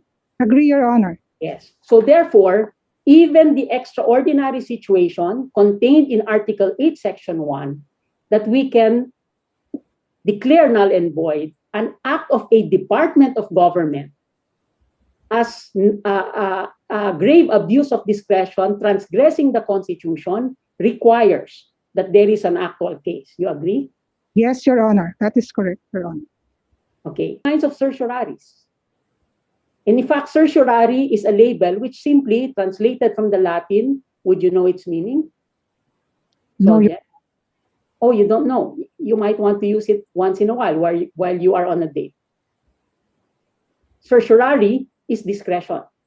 That's the sole Latin meaning of certiorari.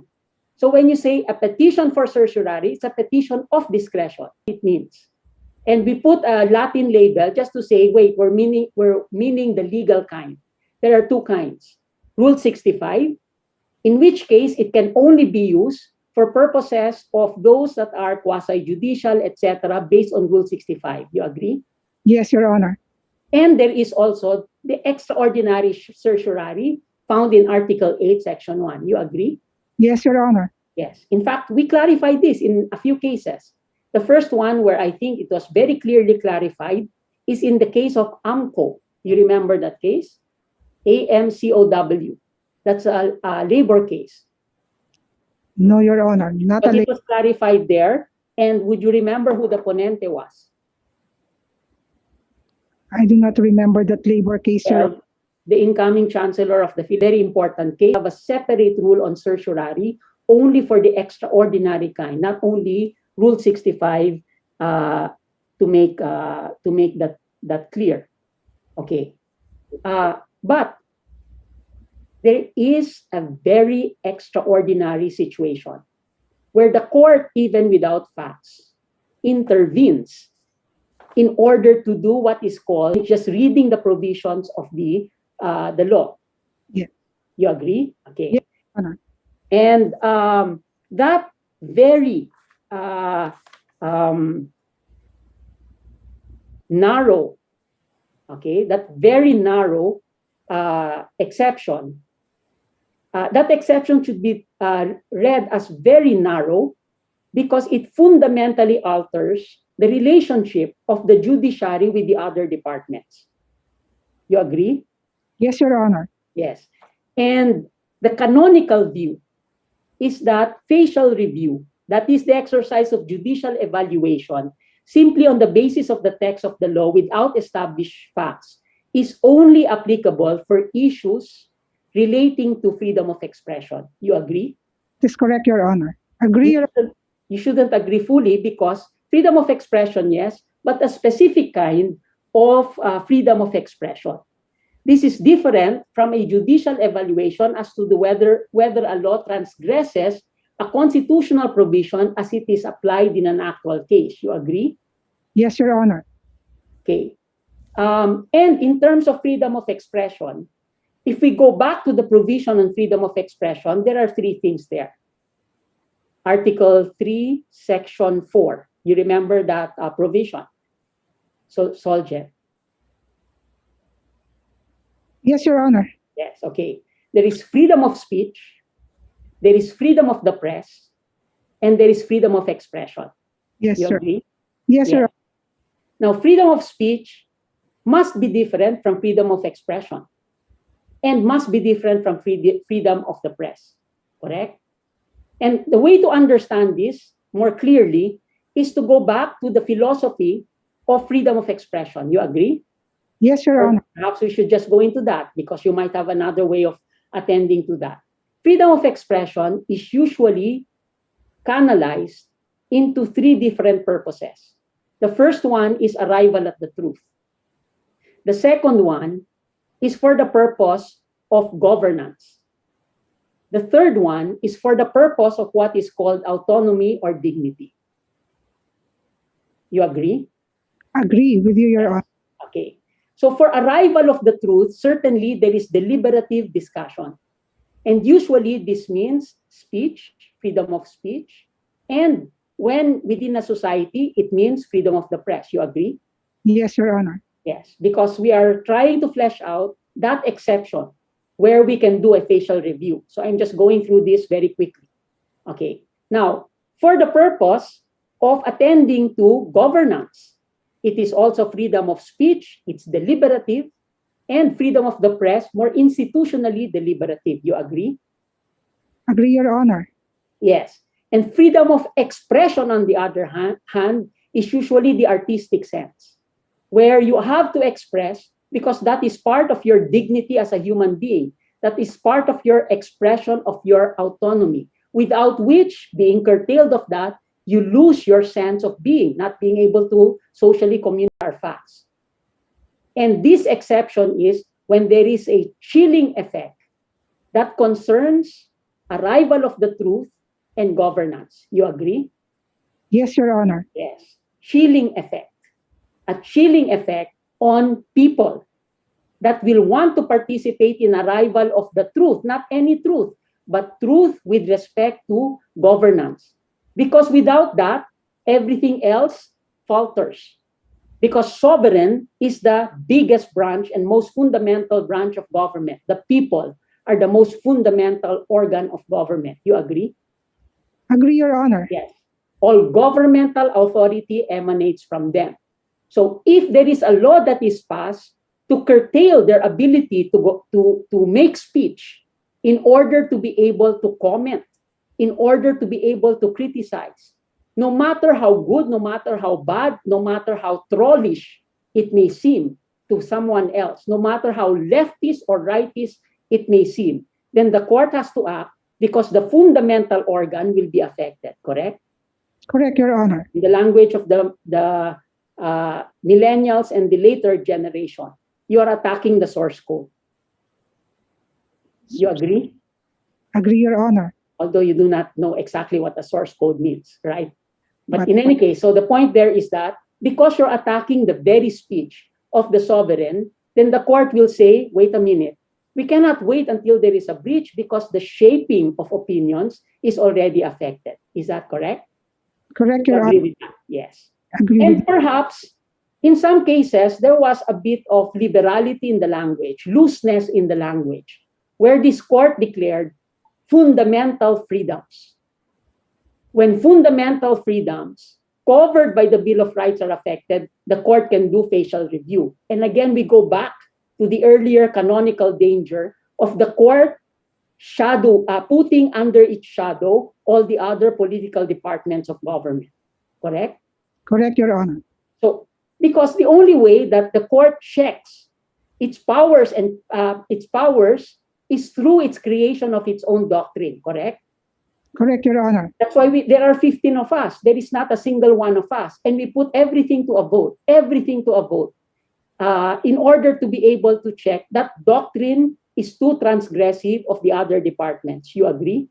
Agree, Your Honor. So there may be a fundamental right, there may be a fundamental value or a fundamental right that will be affected, but it should affect the source code. It should affect the sovereign. And there must be a clear and convincing demonstration to that effect. You agree? Agree, Your Honor. Before we can do a facial review.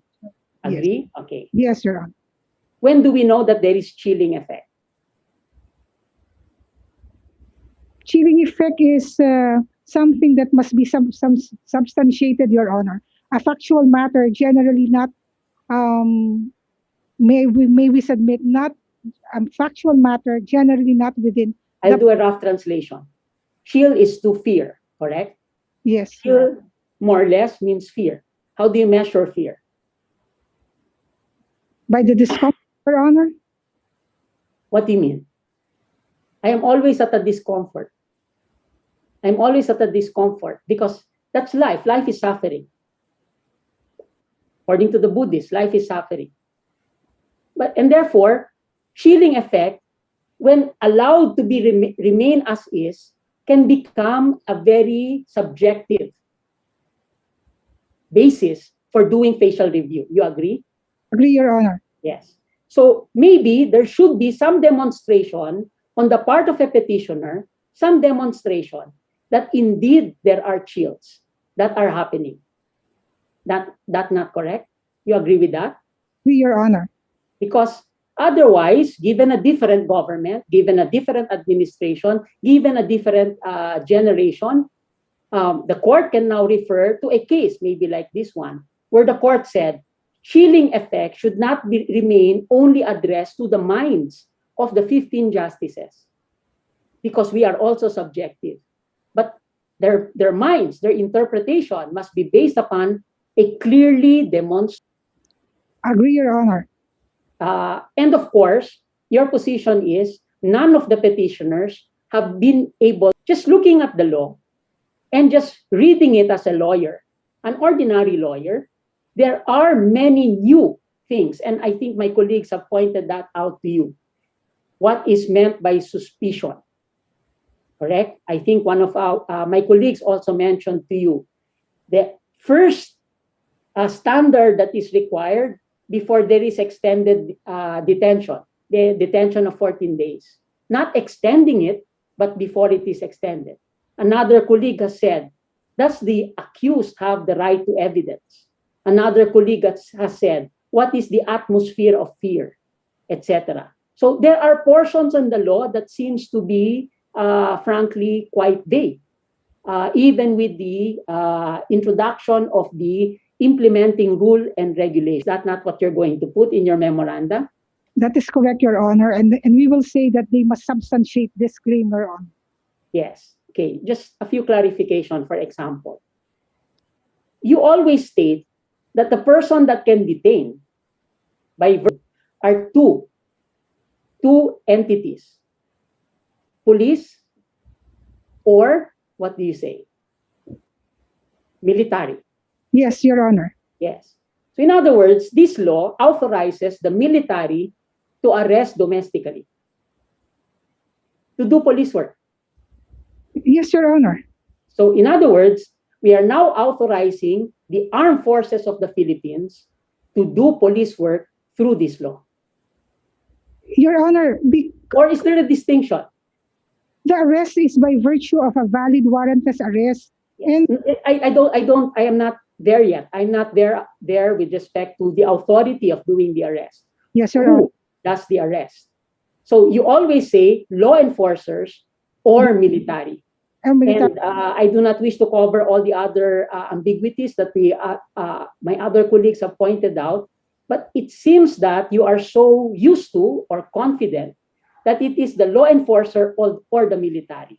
Yes, Your Honor. You know how the 6th Infantry Battalion operates within the area of the Bangsamoro during the time that there was an insurgency of the MILF? To make an arrest, they could not do that by themselves because they were external defense forces, military. You know why? Because the military is not trained to do civilian jobs, such as arrest and build up of cases. The military does defense. It does the coercive stuff. It does force primarily. It is the force and their force multipliers, in addition to the military, show the coercive element of the state. The police, however, are really the law enforcers in this country. They act domestically. In the United States, the military only comes in when they are requested by martial law. Not even posse comitatus, by martial law. So does this law already embed the concept of martial law? No, Your Honor. Still, maybe you will want to cover this in your memoranda, that ambiguity of who does the arrest, the military or the police. You know, that also says a lot about the target of this law. Because the military's mission is very clear. Who are in their order of battle? The police mission is also very clear. Who are in their order of battle? And therefore, it goes into the interpretation of this particular law. Okay. Madam Solgen, nakulong ka na ba? Sorry, Your Honor. Not yet, Your Honor. I do not wish. Not yet? Not yet. I do not wish to be incarcerated, Your Honor. Okay. What do you think? Ano kayo nararamdaman ng nakukulong? I am sorry. Lalo kang helpless. Pag abogado ka na nakulong, and I tell you this, pag abogado ka na nakulong at may tinutulungan ka, biglang nawala yung iyong kapangyarihan. Biglang upo ka doon at nagkakaroon ka ng tinatawag na psychological trauma kahit isang oras ka lang nandun sa isang detention center. You've seen our detention centers, correct? Impacts on you, correct? I agree, Your Honor. Yes. And if the accusation was merely on the basis of suspicion and later on you are released, it is not true that there is no damage. There is a fundamental damage, correct? Yes, Your Honor. That not capable of pecuniary estimation, correct? Yes, Your Honor. Just as the people being arrested due to quarantine violations before, being incarcerated. Yes, Your Honor. Yes. On the other hand, when a bomb explodes somewhere else, there is also damage that is committed to collateral. We look at the fundamental values of the Constitution in relation to the text of the Constitution, in relation to our power of judicial review, to weigh two things. Okay? Will we allow very light, less severe guidelines in order to detain an individual? If it were really a hardcore terrorist, maybe no problem. Because a terrorist, they're used to that. They're used to being arrested. That's part of the risk. A lawyer also stands the risk of appearing in court and appearing before a judge. That's part of that's occupational hazard. But for anybody else, an ordinary person, even a peasant leader, put into jail, it has an effect on them. You agree? I agree, Your Honor. Yes. And therefore, we are weighing the possibility that at least one or 2 or 3, we make a mistake administratively without the court helping us, without a bilateral examination of the evidence, that we make a mistake, okay, in order to be able to prevent a bomb that will explode somewhere else, correct? Yes, Your That's a Honor. sacrifice. Yes, Your Honor. Yes, because even with all the guidelines that you have promulgated, still and all, it will be interpreted by the ordinary foot soldier, the ordinary police officer, and they will look at somebody, mukha kang terorista, leftist ka, komunista ka, pasok ka muna dito. O, 14 days ka rito, later on, may nag-habeas corpus or somebody was able to release you, you are released. But it has also created a damage. Mali pala. Hindi ka pala komunista. Hindi ka ND. Hindi ka not them. SOC them ka pala. At kahit ND ka, hindi ka pala RA. Rejectionist ka. At kahit RA ka, hindi ka Marxist, Leninist, Maoist. Marxist, Adorno ka. Marxist, Gramsci ka. Hindi ka Marxist na Joma Sison. Marxist, Leninist, Maoist. Nagkamali sila. Porque meron kang libro na Communist Manifesto, nagkamali yung foot soldier. That was the mistake. That is a risk in the implementation of the law, correct? Explode, right? Correct, Your Honor. It's like the age-old philosophical problem called the trolley problem, right? You know the trolley problem? Okay. The trolley problem is there are 5 people down a railroad and there is a runaway train. The only way that you can stop the runaway train from running over the 5 people is that you push a lever so that the train goes to another rail. Except that in the other rail, there is 1 person. And therefore, you pull the lever in order to save 5, but you hit 1, you kill 1, right? So that's a trolley problem. Okay, what would you do, Soljen? If the runaway train was going to 5 people, will you pull the lever? As against 1, Your Honor, then You will pull it. yes, Your Honor. Supposing the one on the other side is a justice of the Supreme Court. Yes, Your Honor. Alam ko iniisip mo. Depends kung sino. 1 person mistakenly accused, having to suffer the incarceration, having to suffer the label in designation, as against the promotion of 5 individuals. Kapag nanay mo yan, pag nanay mo yon, kapag asawa mo yon, pag si Soljen Kalida yon, kasi alam ko mas mahal mo kaysa sa kanila lahat yon, would you pull the lever? Becomes more difficult, right? And the way that we look at all of this is that all of them are parang statistics sila. Pero sa totoo lang, sa buhay ng tao, pag nakulong ka, kamag-anak mo nasasaktan. Kamag-anak mo nasasaktan. And all this becomes moot for them, academic for them. The Constitution for them does not live. The Constitution for them lives when the Supreme Court says, sorry, you're collateral damage. Sorry, we cannot take care of you. That's why we are very careful in this particular case to make the right pronouncement. That if we proceed with it, that we are careful that we do not hold the hands of government for something that we do not truly understand. There are many kinds of terrorism, and excuse me, hindi lang communist terrorism yan.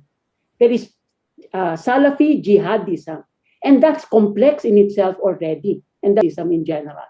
Okay, Soljen. Why is it so wrong to be communist?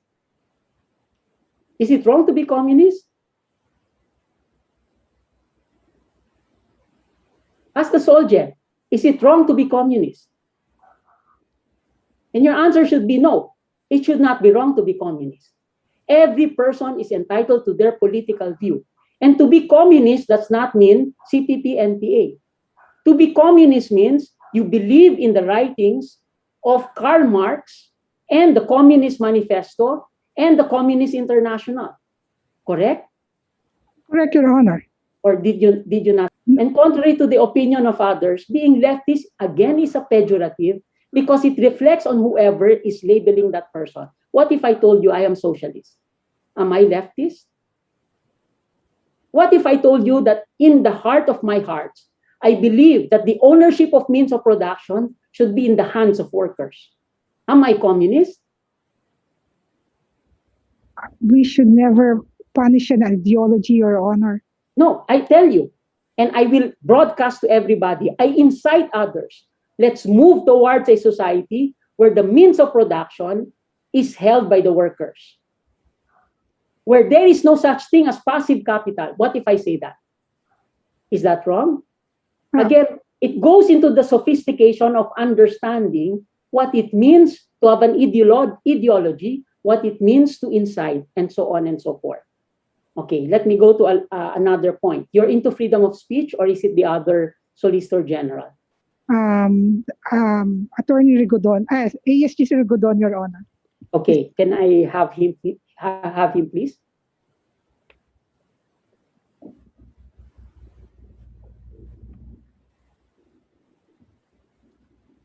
Good afternoon, Your Honor. Good afternoon. I hope you're well. Okay. Now, on freedom of speech, it's not absolute, correct? Yes, Your Honor. Yes, it depends on the context, correct? Yes, Your Honor. Apart from the principle behind valorizing the freedom of speech, correct? Yes, Your Honor. So there are instances when whatever you do, falsity will become a falsity, correct? Yes, Your Honor. Let me give you an example. Epistemic bubbles. You know what these are? I'm sorry, Your Honor. You don't know what an epistemic bubble is? Saying things which all of them already believe. And because they become bigger and bigger, enticing many others to come in without evidence, they become an epistemic bubble. You know Pizzagate in the United States? Pizzagate? No, Your Honor. Where the far-right movement said that Hillary Clinton had a pedophile ring in a pizza parlor. In fact, somebody went to walang tao doon, walang bata. But even when they opened it, still they believe, tinago lang niya. That's an epistemic bubble, correct? No matter what you do, there is nothing that you can do to convince them, correct? Yes, Your Honor. Yes. We have a more laymanish term for that nowadays. Would you know what that is? No, Your Honor. Called the troll farm. Correct? Troll farm. Whether kanan, kaliwa na troll farm. They already believe. When they say Leonen, si Leonen ganyan yan. Kahit walang ebidensya, ganyan yan. Ito, 1, 2, 3, 4. When they say ex-justice, si justice, okay yan, 1, 2, 3, 4. Regardless of the evidence, 1, 2, 3, 4. That's epistemic bubble, correct? Okay. Yes, sir.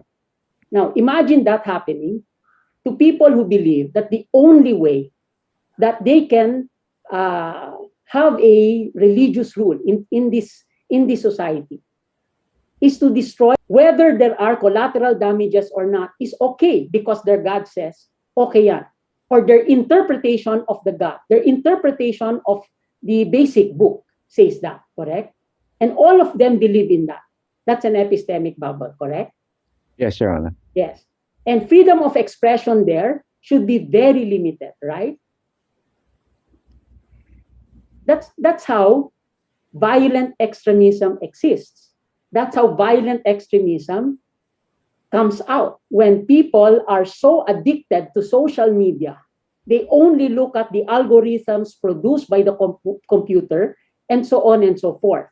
And that is why we have to be very clear as to the kind of speech that we curtail in order to prevent terrorism. Correct? It is not all kinds of speech, but these kinds of speech that are happening. Correct? Yes, Your Honor. Yes. And therefore, again, maybe the need for a specific case in order to be able to see that. Correct? Yes, Your Honor. Yes. And therefore, that is why it is necessary to have that specific kind of speech. Kung hindi ka terorista, hindi ka dapat matakot. You mentioned that. Yes, Your Honor. Yes. I heard that already. Pag hindi ka komunista, huwag kang matatakot. The problem always is, sino bang komunista? Sinong ile-label natin na komunista? In fact, one of my colleagues already said that. Isn't a label already a punishment? And I think, again, you have to cover that in your memoranda. Finally, red tagging. Okay.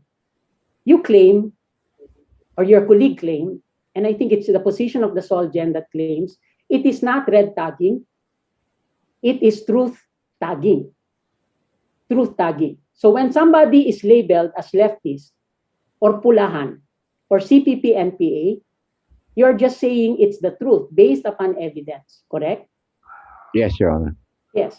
But maybe government should say that we do not tag because every person is nuanced, sophisticated. We do not know. We're not sure. Baka sa labas ganun yan, pero sa loob hindi. Would you have imagined that I interpolated like this, Mr. Solgen? You could not imagine, right? Until I do it, correct? Yes, Your Honor. But to label somebody as this is to actually already deny that person of its sovereignty, to be able to participate in the field of ideas because you have already curtailed that particular individual. Okay. Again, freedom of expression. Okay. The spokesperson who wears a military uniform has freedom of expression. This is the first time that I've heard that a military person, even colonel or general, does not answer to a chain of command, does not have that discipline, and cannot be told, you cannot say that because you belong to the institution. You want to say that, get out of the institution first.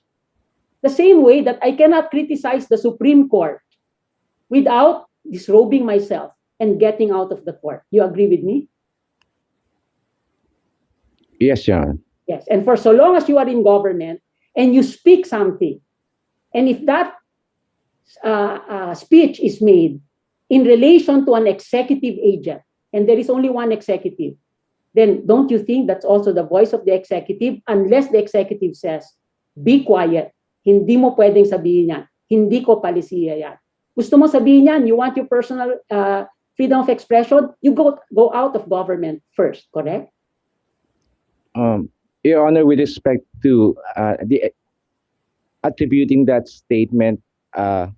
No, your excuse was he had freedom of expression. You cannot stop it.